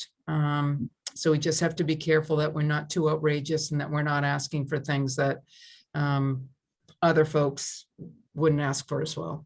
Yeah. Ruth? Another thing, like Barbara said, we are the end of the line. We are a terminus for the railroad. Most of the places in Massachusetts that are like us have changed. They've moved their station to an industrial park. Mm-hmm. They have heard the complaints of those places in Lowell and Lawrence and different places around the state. All of those have moved. I think it's time for us to say, look at all these have moved. We're the only small residential town in Massachusetts who has a terminus that is loud and noisy. And that's why we need the electric trains on our end. There are very few places that park their trains and don't bring them into Boston. It's Rockport, maybe it's Newburyport. I'm not sure if they park many over there, but there aren't very many in Massachusetts. So I think that's one that we need to speak with the senator, even the governor, and speak, and Keolis and everyone. I think that's a key part of this. Dr. Cahill, and then Denise. Sure, thanks, Sarah. I found it very interesting. One thing that really stuck with me during our conversations with the Board of Health was, and Dr. Newman Ron has done amazing work on this, reaching out to the MBTA, to Keolis, and the example of citizens in Rockport calling the police station at a late hour and saying, that train is just really, really loud. There were cases where police officers would go up to the train station and talk to the train workers about how loud the idling trains were, and then the trains were dialed down to a lower idle position, which was much more tolerable and clearly was allowing the trains to remain functional. And when, as the Board of Health, calling around, say, to the MBTA and bringing that up, and the MBTA, of course, they get to say, well, when we have policies in place, and then we start to question, well, are those policies truly being followed in the field by the workers up at the Rockport station? So in a way, we kind of felt like we were in this loop of, well, MBTA, we say, we've got this problem. The MBTA is saying, well, we've got policies to address it. So you really don't have much ground to stand on. So it just, in thinking more about this, if we're going to move the needle on the issue, just to really, it might not be the worst idea to really define this problem, really come to the table with some real data, so that the MBTA doesn't just turn around and say, well, no, we have policies that address your concerns, so we don't know what you're complaining about. But if we show up and we say, no, we actually have decibel readings, we actually have air quality data, and here it is, and that might not pertain to any other terminus community, but here in Rockport, let's define the problem and let's work together toward a solution. So just that idea of trying to find ways of actually quantifying how our town is struggling with these trains might be something to be considered. This is Barb. One more thing, and then I'll sort of cede the floor. Is that we've had lots of discussion about the fact that we need good data, good logs. We need every time, and I know it's hard, at 2 a.m. in the morning, it's the worst thing. It's the last thing Sula wants to do is pick up the phone and call the police and say, guess what? The trains are too loud and I can't sleep. But what that does do, it creates a log of the complaints. Right now, we have an emotional response, like Ray said. We don't have data. We don't have fume data. We don't have decibel data. We don't have complaint data that we can hang our hat on to be able to go to some of the top agencies and say, you know, let's present our case. So that's a part of it too. We understand how hard that is, for sure. Yeah, Denise had her hand up. Denise? Yeah, thanks, Sarah, Madam Chair. I thought Dr. Newman, you had a really good point about the housing choice law, and that might be a creative way for us to engage the Department of Housing and Community Development as an ally in this process at the state level. I think, Barb, you said it correctly. They're not easy to deal with on a good day. They have so many other life and death issues that they're confronting right now as an organization. Their pension liability is enormous and they're just trying to stay alive. So it's going to be tough, but I think maybe if we can get, you know, as was said, Bruce Tarr engaged and the Department of Housing and Community Development, that might be helpful. I also want to speak up for the commuters who use the train every day and the tourists who use the train and support our downtown businesses. I commuted for many years, and one of the only reasons I could move to Rockport was because there was a train here that allowed me to commute. I think it would be a real shame if we were to lose the train. It's something that connects us. Well, Sula, I think that there's a real possibility that the MBTA is going to say to us, fine, we just won't come to Rockport anymore and have the terminus be in Gloucester, for example.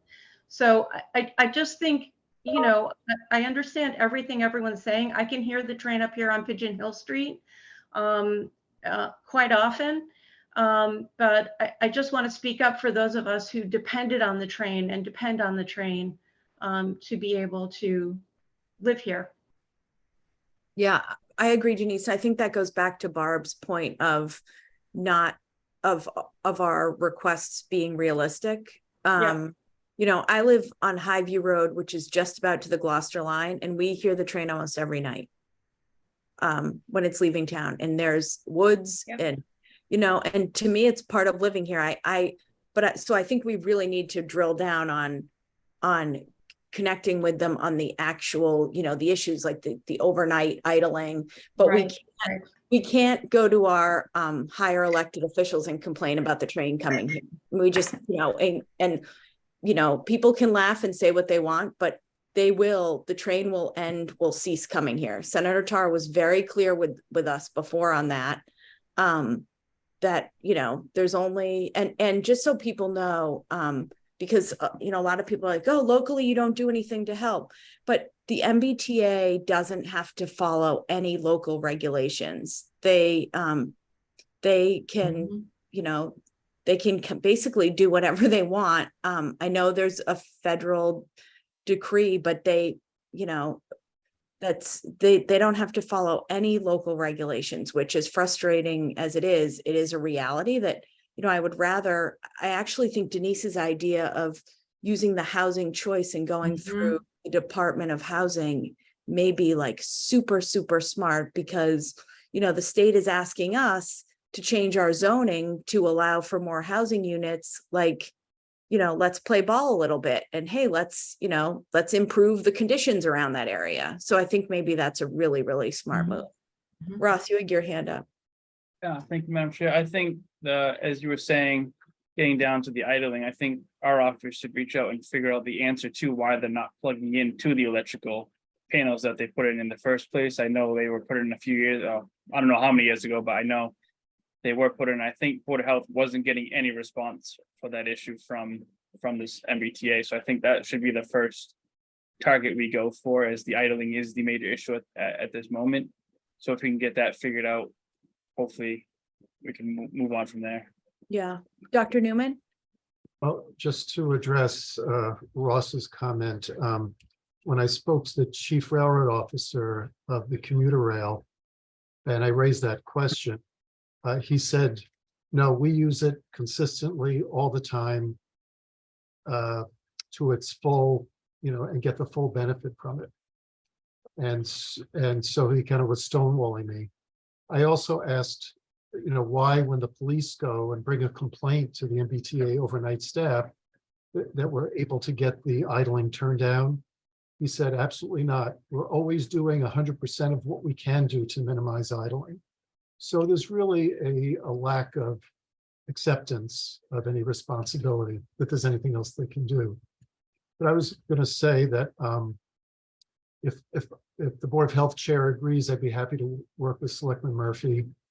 And I think it would be useful to get some representatives of the citizens, involved. And then we probably should get together and do sort of some planning before we reach out and decide what our strategy will be, because there are risks to being too aggressive and perhaps taking the wrong path. So That sounds great to me. Yep, thank you, Ron. Yeah. Selectman Lilia, Selectman Brackett, Selectman Donnelly, does that sound okay to you guys? Yes. Selectman Lilia? It's fine. Yeah, there are certain aspects of this that are a little bit confused in my own mind. My understanding of the use of the transformers to maintain or then supply heating elements in the trains was for overnight and not for the use during the day when trains come in and go out. If Dr. Newman, you can clarify that, please clarify it, but my understanding is they're of no value for trains that are coming in and going out on a daily basis, or an hourly basis, I should say. The other is that we can get down the path of air pollution, you can get on the path of noise pollution. But to try to use the results of monitoring to, in fact, suggest that there is a health hazard associated with that, that's going to be difficult. Because as Sarah says, without having said it, what she said is that wind direction has an awful lot to do with whether you hear the trains, you don't hear the trains. We hear the trains. I heard the trains 3 Pigeon Hill Street when I was growing up as a child. Now, admittedly, some of those trains were different back then, but noise pollution or the train sound has always been a part of Rockport. And it's not the same every day, it just isn't. So we're confronted with something that is a moving target, if you will. And I do think that regardless if we think that having electric trains in Rockport is something that could be managed even by our elected officials at the government level, well, we're still going to be last in that list. We aren't going to be first. And it's not only the trains themselves, it's the power that we need to run those trains all over Massachusetts, if you will. That's another issue because there are those who would be opposed to more high voltage lines coming into the state, or more windmills and more solar panels or whatever. And then of course there's the storage of power to begin with. But anyway, it's a very, very complex issue, not easily solved. I'm glad that it is my brethren responsibility, Paul, to solve this. But I'm glad it's not mine. Thank you. Okay, so Paul, you and Dr. Newman can connect. I was just going to say, Ron, let's talk maybe tomorrow or Thursday. Okay, sounds good. Great, thanks. Last but not least. So we're down to our last topic, okay? And the last topic is presented by me, and there's lots of folks that helped put this together, and too numerous to mention, but our regional public health nurse, our regional social worker, our local public health nurse, lots of folks who have been involved in sort of this topic. So it is how we use the funding that we're going to be getting as a town from the opioid use settlement. And it's at least $200,000 over the course of 10 10 years, but it could be up to 400,000. So it's going to be, there's going to be some creative application process, and it's pretty cumbersome, and it's pretty arduous to be able to do that. But Mitch and his folks have taken a stab at some of that already. So let's just talk about, to the folks, you know, this is a whole new terminology. So what I had sent to the select board was a whole page of just the terms that are used when you're talking about this subject, but we won't go through those, okay? Unless you want sort of a grammar lesson. The agenda, okay? What we went through to get to a list of recommendations that we are presenting to the select board that they asked of us to bring to them. A list of those, how we would recommend those funds be used. Some of the OUD or opioid use disorder activities that are currently in place, and a suggested plan for next steps. So over the course of 3 meetings between August, September, and October of last year, we talked to a variety of folks at our meetings. We talked to superintendent of schools. We talked to the chief of police. All of our public attendees. We then talked to EMS. We got feedback from the high-risk intervention team who works with folks with opioid use and substance use disorders at the hospital. We talked to the Council on Aging on how our elders are handling their prescriptions, et cetera. So we got a lot of input. And then we came up with some principles, and the principles are important. And it is, number one, to partner with others whenever possible. You know, let's not reinvent a wheel here. There are other folks doing this. There are funds available to each town and city. Let's partner with people and be able to use this in a bigger slot of money. Let's also make it scalable. Let's also consider tactics that are already in place.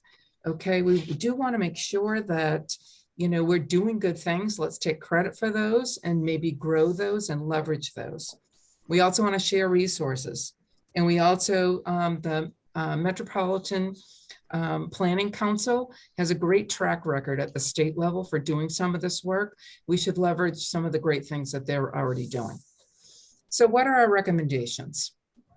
We have 5, plus we have 2 honorable mention.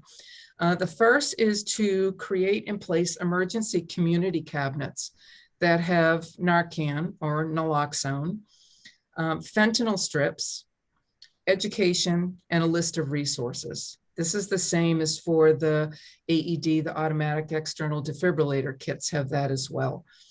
So other folks have done this. You know, we don't need to recreate a wheel. You know, let's be able to identify where those should go and place those out and about in town. We also do know that the majority of what we're seeing for drugs on the street is now fentanyl. We're seeing very little of none heroin at all. We also have to be very careful that we're watching for xylazine, which is a tranquilizer that Ray uses, you know, and big animal vets use as well. But those folks will not respond to anything we give them. So they will not respond to Narcan. So there's a good chance it might be something else. We also, there was a youth-based risk survey that was done with the Health Project last year. And we just need to make sure that we all see those results and use the results of that to drive next steps as well. We also need to provide targeted specific opioid use dependency education to different populations. In those populations vary from, like I said, seniors to school-based to community-based to tourists to EMS to all sorts of folks. And then partner with the schools specifically, because there are feeder drugs. There are those drugs and those things that are going on in the school systems that they can certainly tell us better about than we all can, that would really be sort of harbingers of things that we can help prevent them going on to more serious drug use. And also provide some confidential peer support. That might be another way to use our funds. And lastly, the folks from the hospital are saying, you know what, we're desperately in need of supporting transportation for appointments and or treatment. There is a methadone clinic based out of Addison Gilbert Hospital. I see the cars and the vans and taxis and all sorts of folks lined up out there every single morning of folks getting their methadone dose and their methadone scripts. So Is there a way to help support some of that? So what are our honorable mention? Our honorable mention are to really support the core peer recovery and resource center in Gloucester on Parker Street, to really sort of partner with them. They're doing great work. Why wouldn't we also share resources and make sure that we're supporting them in any way we can? And also to add a more confidential and second location for needle disposal. Right now it is at the police station. Well, that's not necessarily seen as a pretty confidential location for that, that sort of activity. So where else could we place something that would be more accessible, maybe to downtown and seem like it would be used more frequently? And then also another idea that's come up is to offer scholarships for OUD treatment. Is there a way for us to begin to support some treatment activities for folks using some of those funds? So I'm not going to go through things that are currently in place, but just to know that our local health nurse, our regional folks, the folks at the Health Project, the folks at One Stop in Gloucester, all sorts of folks are really sort of doing things as we speak before we've really got this plan off and running. So our recommendation really is for next steps is for us to agree on the sort of the 5 recommendations plus the 3 honorable mentions, to proceed with the administrative logistics through the town about securing the funding. And then we would really need to have a good P&L sort of system for making sure we're using it wisely. And to have a small working group that really probably this one, Sarah, could come out of the Board of Health rather than come out of the Select Board. It would come under our auspice. We'd include a few folks to be able to look at the sequencing of activities, make sure we're prioritizing things, develop an implementation plan, and really make sure that we're doing things in the right sequence that makes sense for the town so that we get the best sort of bang for the buck, so to speak. Lastly, we've talked between the 2 groups, the Select Board and the Board of Health, to have a presentation by our local community health sort of needs assessment group. It's called the CHNA. They do, through the hospital, through John Snow Inc., a third-party assessment to look at what are the top health needs in all of our communities, and to have a presentation to a combined health Board of Health as well as Select Board about what the findings were of last year's survey. And maybe there's something in that result that would inform another action plan or another recommendation. We think we're on the right track because I've seen a baseline of what that looks like for my hospital role. But it would be good for all of us to hear that and make sure that we're on the right track and it meets the needs of that group as well. And lastly, there are a couple of folks that we think would do a really great job at doing a opioid use disorder session, training session for first responders. I heard a continuing medical education program a couple of weeks ago given by Karen Hassler, who works in our high-risk intervention team at the hospital. She's an addiction specialist, which is great, but she's also an EMT. So she knows both sides of the coin. She said she'd be more than willing to do what she presented as a continuing medical education program for our medical staff to our first responders. If we want to pull that group together. So I think there are a couple of short-term things that we can do, and then we'll pull together a small group to look at the other sequence of recommendations and come back with a plan. I think the last thing on our list is to make sure that we hold each other accountable to use of these funds, that we need to, until we get off the ground and have it smoothly in a cadence that works, we need to have quarterly feedback to both the Select Board and to the Board of Health about what funds we've used, how we're going to use them, and so that we're best serving the town using those funds in the best way we can. So I'm going to open it up and leave it there to see if folks have questions. It's a fairly big topic, but it's one that we have lots of resources out there that we could use to bring to bear on this. Yeah. Barb, as you know, this is a topic near and dear to my heart. I'm actually on the board of the CCB Foundation, which operates the core Peer Recovery Center in Gloucester. CCB Foundation was named in memory of my cousin, Corey, who passed away from an opioid overdose in 2017. So just obviously I filed a disclosure about it. And since we're just having a general discussion tonight, it's fine for me to take part, but obviously if the core CCB Foundation were ever to come for funds, I would recuse myself. But I'm just blown away at how much money, how much opioid settlement money there is in the state. And I just thank you guys for your work on it, because I think it's one of those issues that lots of people say to me, oh, this is one of those things that doesn't, you don't really have to deal with in a small town. And it's really the opposite. I mean, I know I know that CORE has residents from all Cape Ann communities that are, that are GO and are members. And this is one of those issues that affects every single one of us. So thank you guys for all of your work on it. Thank you. Other members of either board? I do see Cindy Grove has her hand up, who's our library director. And I think Herm did too. Herm, Okay. did you have your hand up? I did, but Go ahead. Cindy, please go ahead, and then I'll start. Okay, go ahead, Cindy. Thank you so much. I just wanted to point out that the opioid epidemic is also very near and dear to my heart. It's something that I became very involved with when I worked at the Tewksbury Public Library, which is on the grounds of the Tewksbury Hospital. Which hosts many rehab facilities.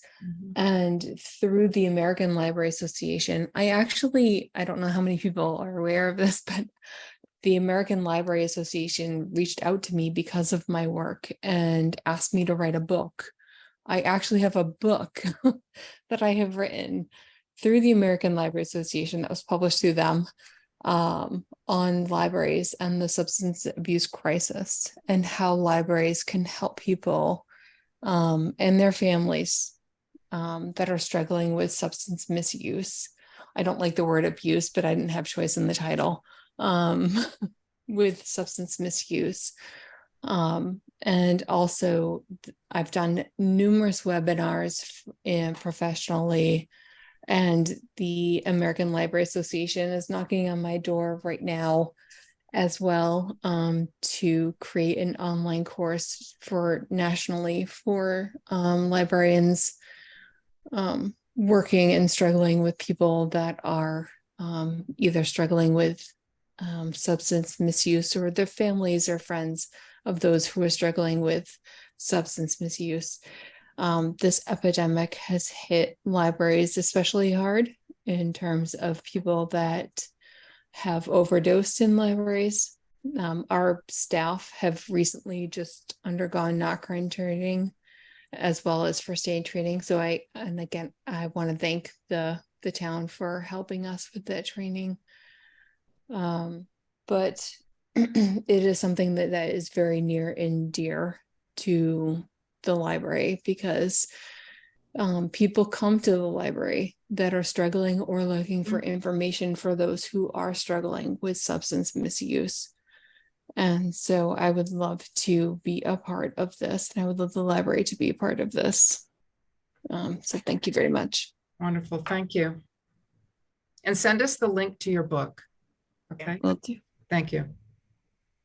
Cindy, I like the term misuse versus abuse. Yeah. Like, that's good. Yes, I just wanted to comment on what Barbara had mentioned initially about working with Gloucester. The amount of money that we have, 200,000 over 10 years, is really not that much. 20,000 a year, 20,000 a year is not a lot of money, and will diminish with inflation as we go along. So I'm making every effort to coordinate activities with Gloucester. I think is of greatest importance.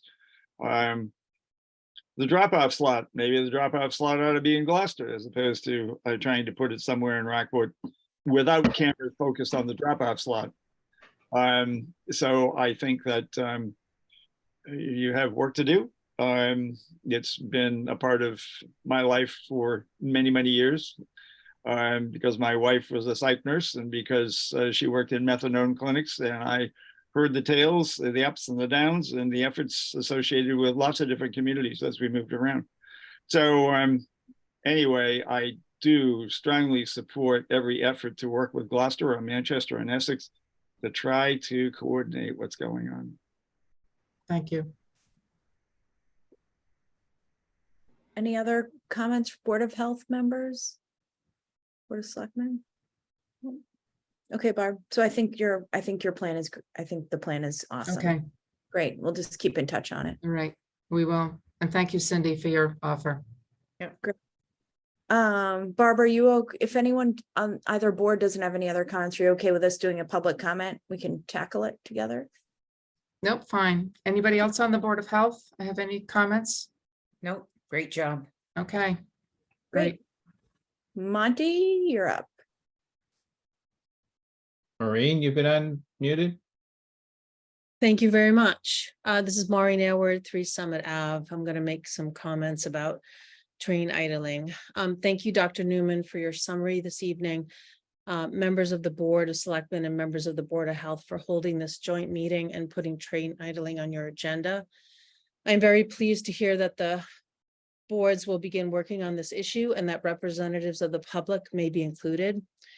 Excessive train idling continues 22 to 24 hours a day. Since May, a train has been idling on the 4th track nonstop. Just because train noise has been in Rockport for decades does not mean that it has to be this way now. Chronic noise has been in the news lately and is getting more attention as a chronic public health threat. Rockport residents are experiencing excessive chronic noise and vibration impacts from the train idling. In fact, that's happening right now. The train's behind me. I don't know if you can hear me over the train idling. Lately, the New York Times says that chronic noise, quote, is a largely unrecognized public health threat that is increasing the risk of hypertension, stroke, and heart attacks. Nighttime noise that a person in a noisy environment experiences is considered particularly detrimental to health because it can fragment sleep and trigger a stress response, even if the person does not recall being aroused, unquote. My house is at 3 Summit Ave, directly behind the train station. My sleep is disturbed every night, even though I wear ear protection. Trains idle and ding from 12 a.m. to 5 a.m. every night. A recent episode of NPR show 1A detailed how exposure to chronic noise is detrimental. Quote, there is a growing body of literature around cardiovascular disease caused in large part by the general stress response, which is present even if you are not getting your sleep disturbed or not aware of being aroused from sleep. Hearing noise subconsciously can lead to inflammation and further down the line, cardiovascular outcomes, unquote. The New York Times also says that those who live in areas with high levels of transportation noise are more likely to have activated amygdalas, arterial inflammation, and within 5 years, a major cardiac event. Rockport residents are at risk of chronic noise health impacts from train idling right now. And there are solutions, many of which I've heard this evening, and that include, as we've discussed, a large meeting with many representatives from all aspects of local, state, and federal government to allow for a robust conversation and solution finding. And this includes being open rather than rejecting ideas before the discussion. I agree on getting better data to make the case. And we need to make sure that Keolis and the MBTA, regardless of the revolving door and regardless of the issues with Keolis right now, I think that we're in a life and death situation with the public health aspects instead of the MBTA. They need to be held to the 30 minutes of idling. we need to have open, transparent, and consistent communication with Keolis and MBTA about ensuring that excessive idling does not happen at the Rockport train yard. Again, it's 4 trains. We need to include monitoring devices. And as was mentioned tonight, working with Senator Tar, Rep. Ferrante, Congressman Moulton, Senator Markey, Senator Warren, and the governor to make sure that the Rockport line is the first to have all battery operated trains. If we're not able to get the electric all the way, we can still do this. Maureen, if you could just wrap up your comments, just because it's been over 3 minutes. I'm done. Thank you very much. Thank you very much.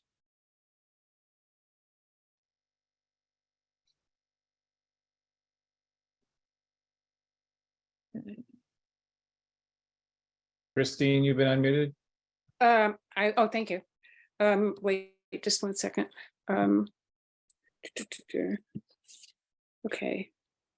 Tried to start video, didn't seem to do it. Nope, it's not showing. I know it is. Okay, there. Right. I just wanted to say I live on Parker, which is you're talking. Most of the examples given are on the other, on the train side of Five Corners. I live on the other side of Five Corners, and I hear these trains all the time. I'm on Parker Street, at the top of the rise. I wanted to give a couple of examples. We need to prove this. Simple. We need, I know this is a complicated thing, but if you don't have data to prove it, I don't think it'll get anywhere. We need, when we were in, I lived in Charlestown 30 years, and we got the community garden for $1 from the Boston Redevelopment Authority. And one of the arguments was that green space is clean air. And we got data from Mass General, which had morbidity rates, and let me just read a couple bits of this. It was death certificate information from 1985 to 1990, broad categories of the causes of death that compared death rates in Charlestown to the rest of Boston. It's to get comparisons like that is useful. If we could, for example, if of the 12 end of the line train stations, if there are only 2 left that have this problem that we've got, then how did the other ones solve it? Number one. And if we are the last ones, then why can't we be the first ones who have electric trains? Anyway, I won't take up any more time. It's been a long meeting, but I'll send my comments, or I have more comments. I just wanted to drop a few things in. I'll send my comments to Selectman Murphy and to Dr. Newman. Thanks. Great, thanks. And I would just like to ask anyone else who wishes to speak, if you're repeating, to please just try to just say you agree, but not to repeat the same comments as the previous speakers, just because we still have a lot to get through. And I think I do think we have the essence of the comments. Oh, Monty, you're muted. Yeah, Beth, you've been unmuted. Thank you.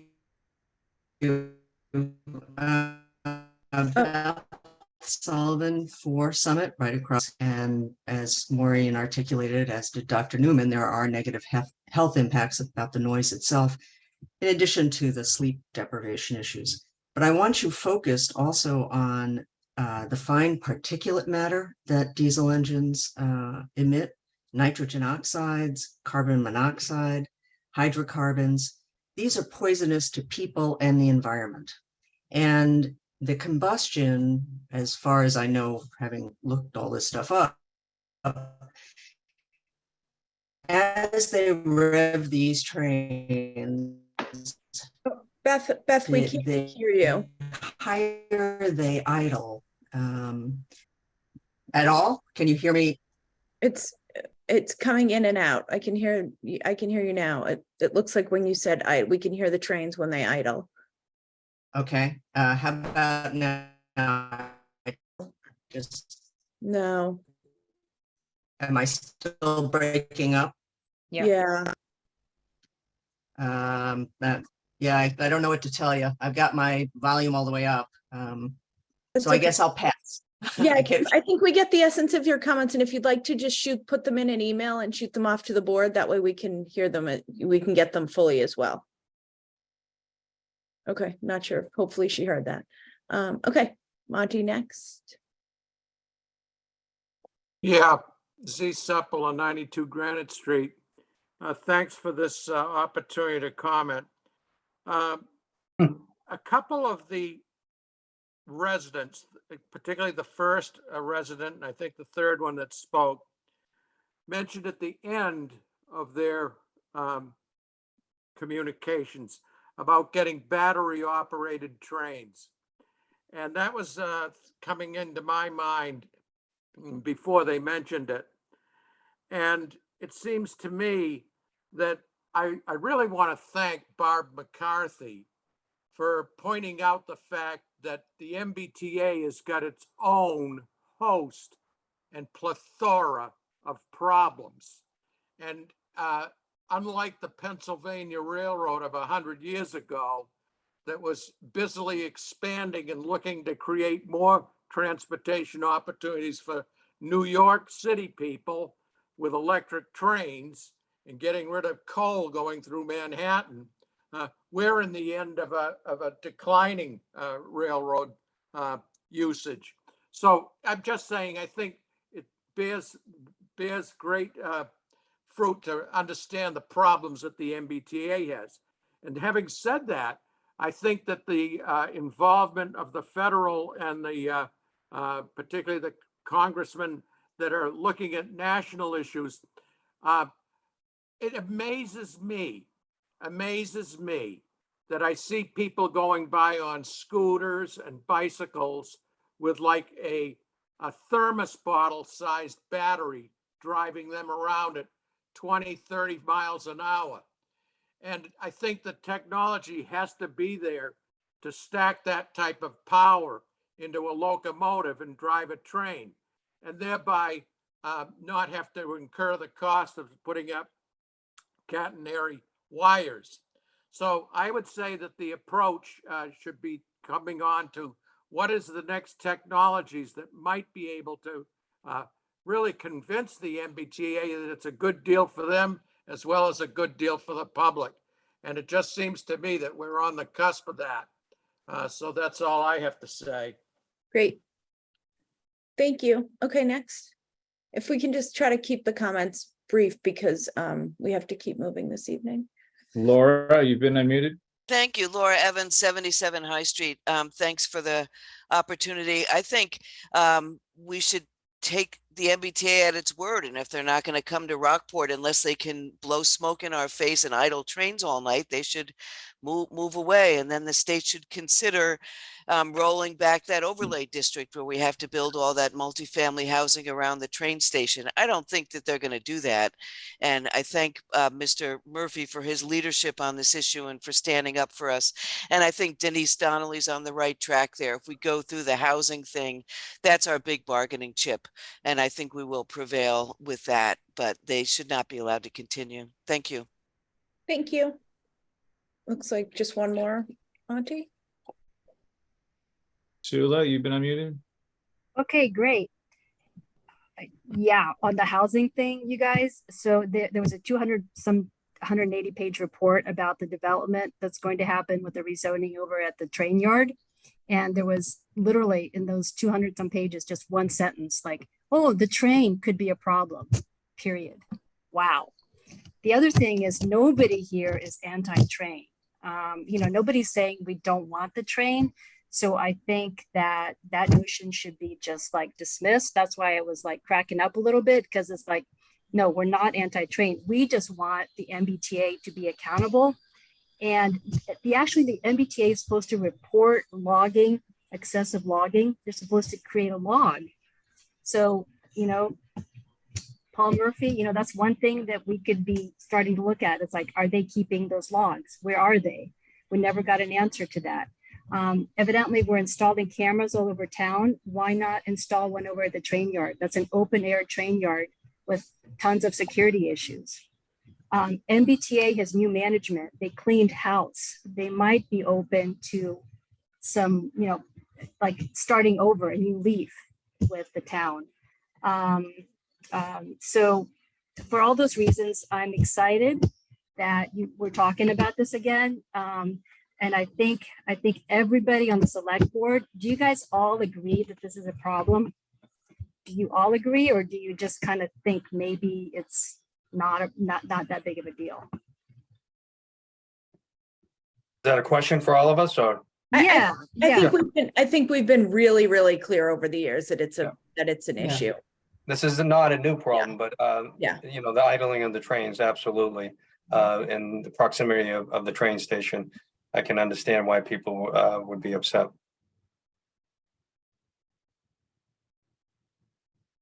Oh, and so also, I agree, it's a problem. But this problem is not going to go away in 2 years or 5 years. You have to think in terms of 10 years. And so that's what I would say to you. Don't be overly optimistic. Yeah. Okay, so I think, and I don't want to get Madam into Chair. another, Ross, I'll let you comment, and then I think we need to move on just because we're not going to get into another extended discussion. Go ahead. I just want to make it clear that we, just so the public knows, we aren't putting cameras all over town. That was said. I just want that to be clear. So I don't know where that came from, but. No, and that's MBTA property. So, yeah, yes, but there's no, yeah. Okay, so I think that's all the hands we had up. Barbara, I don't know if you had any closing comments. This was really, really helpful. I think we have kind of marching orders going forward. And did you want to add anything else? Yeah, no, thanks. I'm glad we were able to make this happen. I'm glad we were able to bring all three issues before you. I'm glad that we were concise enough that we were able to sort of have recommendations that made sense, that we can sort of begin to work on going forward. Certainly, Sarah, you and I can sit down and sort of work out some of those details and make sure that the nuts and bolts are where they need to be, because that's where the rubber's going to meet the road if this doesn't go any further than what we've talked about tonight. So we can sort of do that offline, but thank you. We appreciate you taking your meeting to do this. Yeah, thank you guys. And also just to thank you to John Coulon, who's our interim health director, who joined us this evening. I saw Chassie Robinson, one of the public health nurses here as well. Thank you guys. But I think this was really helpful, and now we can keep moving forward. Nice to see you guys. Maybe we'll see you in real life out around town this summer. Remember when we used to meet twice a week during COVID? Yes. Yes, I've never forgiven Dr. Wedmore for that. Nice to see you guys. Take care. Thank you. Okay, great. Bye. Great. And we are going to, let's, if you guys don't mind, let's kind of go quickly through the consent, or not quickly, but we'll do the consent agenda. And then maybe just take a super, super quick bathroom break before the action items. Excellent, Sarah. Is there a motion on the consent agenda item? Are approval of minutes, 2023 license and permit approvals, year-end transfers, if any, seasonal position appointments, acceptance of any comfort dog donations, and this evening we have the approval of bid award for the Central Fire Ambulance roof. Is there a motion? Yes, Madam Chairwoman, I move that the board approve all non-held items on the consent agenda. I'll second that. Motion has been made and seconded. Any further discussion? Hearing none. Selectman Brackett, Aye. Selectman Lilia, Aye. Selectman Murphy, Aye. Selectwoman Donnelly, Aye. and Selectwoman Wilkinson. Aye. Great. If we could just take a 1-minute break and then just come right back. Is that okay? Excellent. Great. Sure. Great. Okay, next we have action items. First, we have consider use of climate resiliency funds for the Back Beach revetment, and this is an unanticipated cost overage. Madam Chair, the DPW Director, Gary LeBlanc, is here for that. Oh, perfect. Hi, Gary. Hello, everyone. Good night. How's everybody doing? Nice to see you. Thanks for being so patient. No problem. It was a learning tool, actually. It was very informative tonight. As Mitch said, we are looking for $27,500 out of that fund This is the Back Beach project that was the March 2018 storm that caused damage. It went out to contract. We fell short. Prices, a lot of the prices have increased significantly. The cost estimates were developed in 2019. And over the last few years, there's been significant increases across the board in projects like this. So I think it's imperative that we continue take advantage of the contractor we have. We actually met with him today. He's anxious to get involved with the project. I don't want to lose the contractor. I don't really want to, if time goes on, we're going to pay significantly higher. So I would appreciate your consideration to allow us to get this $27,500. Great. Denise? Yeah, thanks, Sarah. So Gary, are you confident that this will be the last overage and that this is the final price for this project? I can't really predict the future. This allows us to lock in this contractor right now and not have to go out to bid. And I think we're in the ballpark. He commented today how he reevaluated his numbers for a couple hours. We've used this contractor on other work in town. And he's anxious to he'd like to work with the town of Rockport. So I'm confident we can make something work out. Yeah, obviously we need to get this done. I trust your judgment on that. I just, it's a shame to dig into that fund already. But if it's what we have to do, it's what we have to do. Yeah. Agree. Paul? Thank you, Madam Chair. Gary, what other projects did this outfit do in town? Just So curious. it's Grenice. They just did our water main replacement and drainage project. They also do a significant amount of work in Gloucester. They've done some revetment work in Gloucester and other areas. We've had great success with the project work that we've done with this contractor. Sure. I'm very confident. Okay. Thank you, Gary. You're welcome. I also currently, if you drive in that area, we've had to put out the Jersey barriers in this 70-foot section of where the work will be done. I'm really concerned about future damage to the roadway. So I think all in all, if we can take advantage of this, it would work out very well for us. And Great. Okay. Any other comments from the board? Or is there a motion? I have a motion, Madam Chair. Okay. I move that the board approve the use of $27,500 from the Climate Resiliency Fund for a cost overage associated with the revetment work on Beach Street. I'll second that. Motion has been made and seconded. Any further discussion? No. Hearing none. Selectman Brackett? Aye. Selectman Murphy? Aye. Selectman Lilia? Aye. Selectwoman Donnelly? Aye. Selectwoman Wilkinson? Aye. The motion carries. Thanks, Gary, for joining us this evening.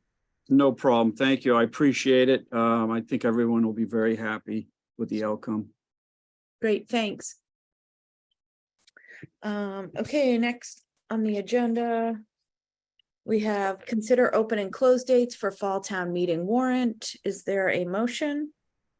There is, Madam Chair. I move that the board open the September 11, 2023 Fall Town Meeting warrant on July 17th, 2023 at 9 a.m. and close it on July 21st, 2023 at noon.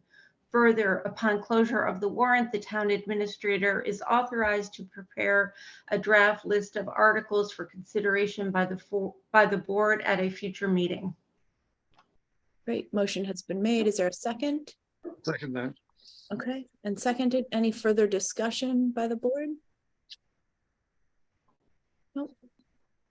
I think that's fine. So just so everyone knows, the warrant will open on July 17th at 9 a.m. and close on July 21st at noon. Okay. I'm hearing no further comments. I mean, do we usually do 1 week or? I think the last time it was Typical. it was 4 days. I think so. I think it's right around this, right? This is what, 5 days? 17, 18, 19, 20, 21. Yeah. No, it's the 20th, July 20th. No, we 21st. made an adjustment to the 21st. Oh, okay, I'm sorry. Yeah. All right. Okay. Okay, Selectman Brackett, Aye. Selectman Murphy, Aye. Selectwoman Donnelly, Aye. Selectman Lilia. Aye. And Selectwoman Wilkinson. Aye. Great. Thank you very much.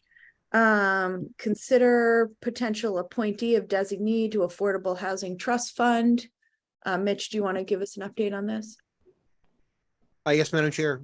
Selectman Lilia has stepped back from this position, and there's a vacancy that the board must fill for the trust to continue meeting.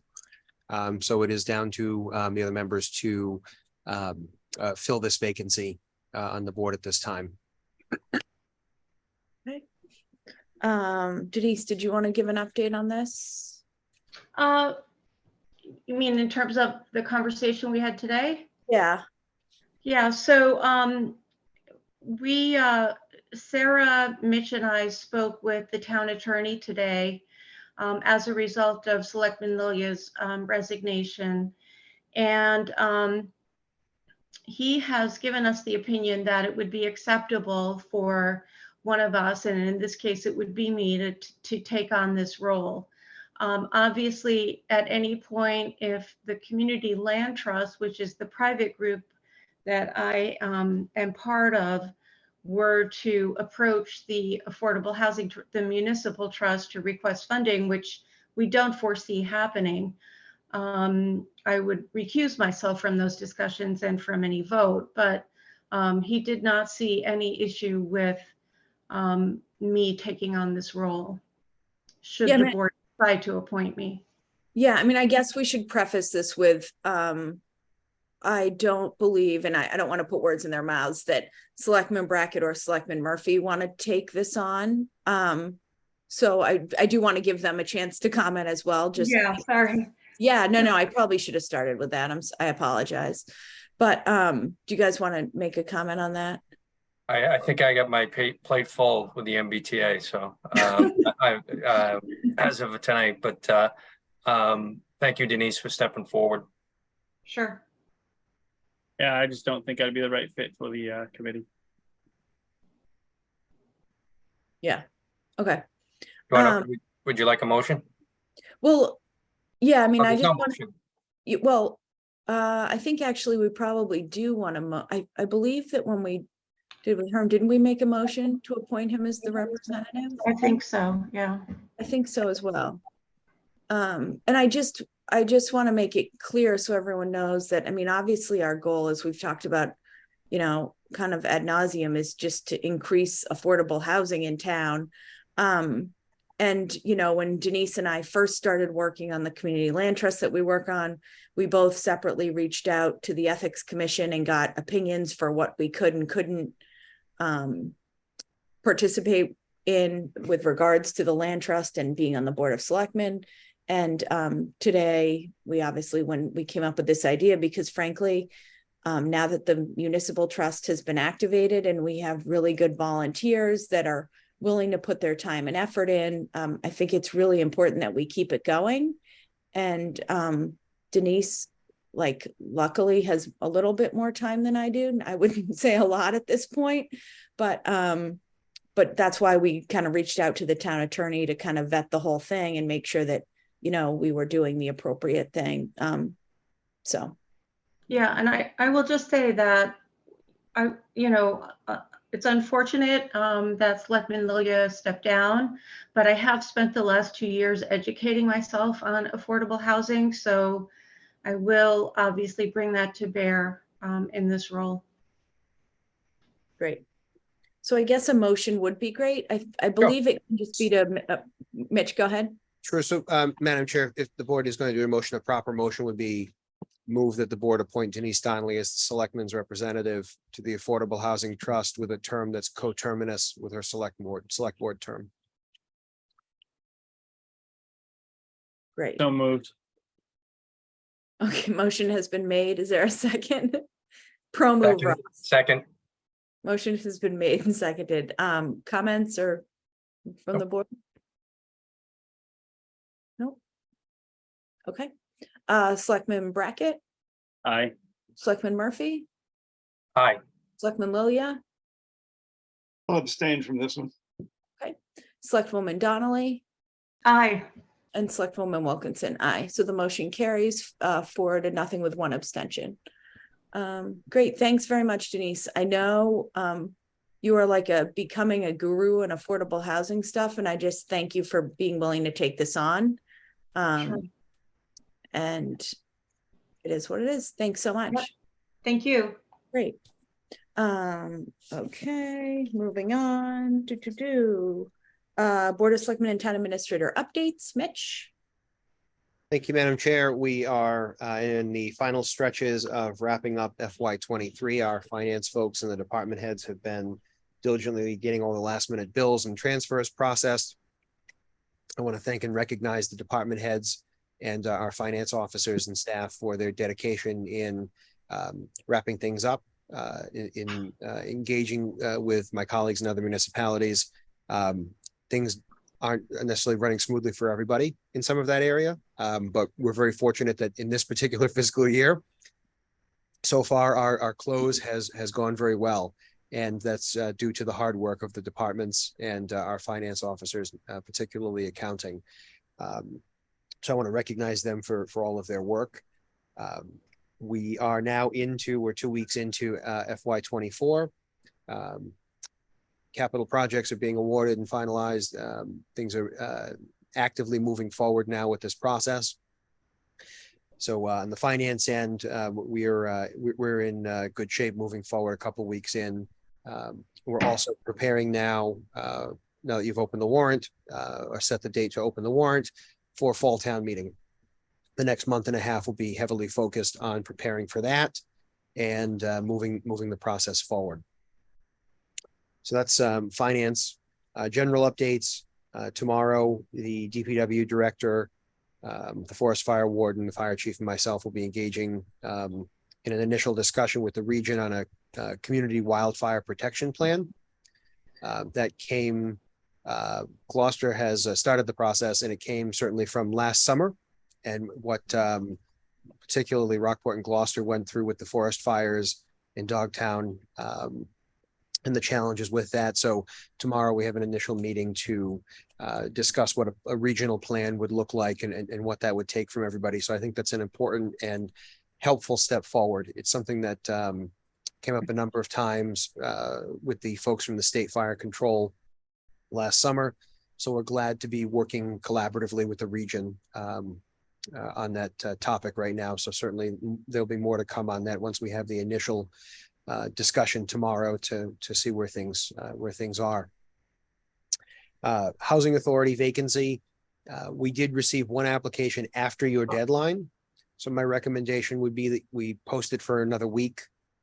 We draw in this application that came in, and the board have its joint session with the Housing Authority for an appointment at your next meeting.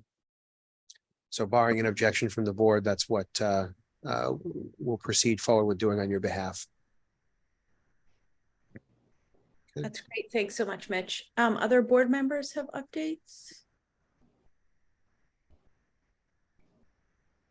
Nobody? Anybody? I think I just wanted to say thank you to the Firefighters Association and the fire department for an awesome parade and bonfire. I know all the effort and fundraising that went into it.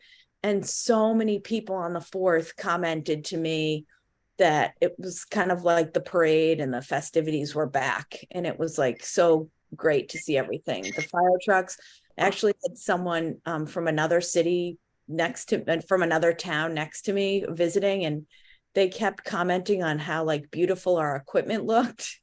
And I just, want to pass along to our entire fire department and fire association, like what a job well done. What a great Yeah. night. And I I think thought that the same everything was thing. quiet. Mitch said kind of like emergency services wise, it was a fairly quiet evening and things went smoothly. So I'd love to just pass along our thanks to them. It was a wonderful night, and also it couldn't have been there. I think the rain stopped about 5 minutes past 5, and the step off was 6 o'clock. So to be able to get that parade in between the raindrops was pretty impressive, and the association and the fire department did a great job. Awesome. Ross? Madam Chair, I just want to give a quick update. Myself, Selectman Murphy attended the chamber meeting last night with a few of the business. The major topics still are the buskers. I do have to inform them that the amplification is not allowed, so that is something that we should let the businesses know. And the other big issue is obviously Airbnbs on first floor properties. So that's something that we can discuss with the planning board if we'd ever want to look down that. My personal opinion is I'm opposed to telling people what to do with their property, but it is something to look at, especially in the downtown area that is so vital to Rockport's characteristics. Yeah, just as an update to that, Ross, Mitch is arranging for a representative from KP Law, which is our town council, to come to our next selectmen's meeting, which will be 2 weeks from tonight, to give an update on the busker situation. I think it's best if people hear it from town council, and I can kind of pass the word around for people to kind of give us questions in advance. If they have specific questions, I can kind of reach out to some businesses and float that around. Obviously, we'll have a public comment at the beginning where people can ask questions, but if people send them in advance, that would be really helpful. I think that we can pass along to council. If you want to pass on some language from you, I can pass it on to the merchants downtown group that I'm in. So. Oh, right. Yeah, you're in the merchants group. That'd be awesome. Great. Anyone else? Any updates? Nope. Okay. Next we'll do a public comment, and then we do have an executive session this evening. So public comment, please raise your hand. Monty, round 3. Tom, you've been unmuted. Hi, regarding the warrant for Fall Town meeting closing on July 21st, how does that affect the deadline for citizen petitions? Citizen petitions will need to be in before that. The clerk will need to make sure that she can certify them. So that they'll need to be they can come in at any time. We already have one citizen petition that's come in. But she'll need to be able to certify them, the 100 signatures prior to the deadline. You should contact the clerk for specifics on what she needs for that. Can I refer you to Selectmen Policy 10-7, which says that the petitions are accepted for a Fall Town meeting until the first Monday in August.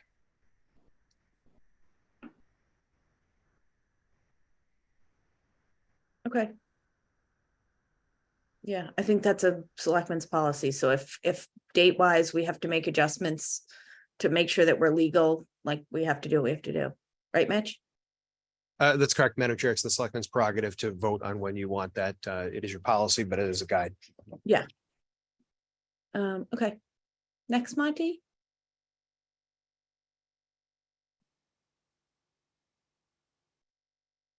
Diane, you've been unmuted. Thank you. I appreciate that. And I just wanted to thank the select board for acting on the Affordable Housing Trust Fund replacement of our select board person swiftly. Clearly, we have a lot of work to do.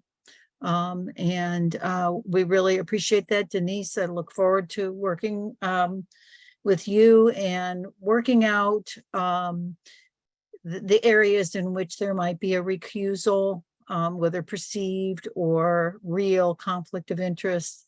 I think that you and I have talked before, so I feel confident that we'll be able to work that out in an acceptable way for all of us. So again, thank you for acting on this very quickly. And Denise, I'll call you and we'll work out a meeting. Sounds good. Yeah, I will be reaching out. Mitch will connect all of us and we'll get something scheduled right away. Great, thank you. Great, thanks very much. Anyone else for public comment? Don't think so.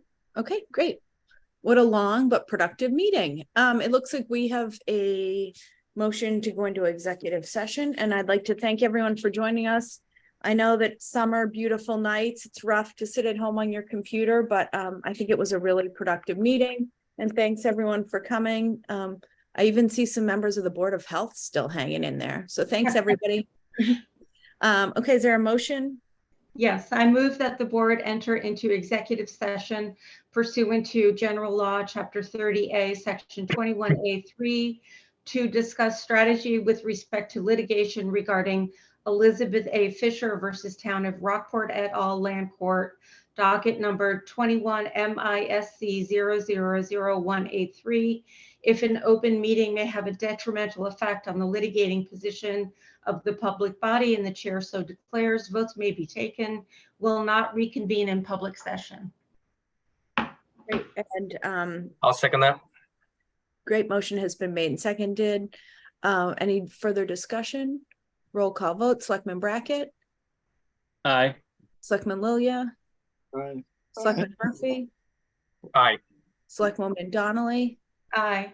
Selectwoman Wilkinson, aye. And then the board is entering into executive session because by not doing so, it would be detrimental to the board's litigating position.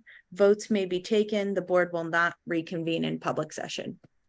Thank you, everyone. Good night.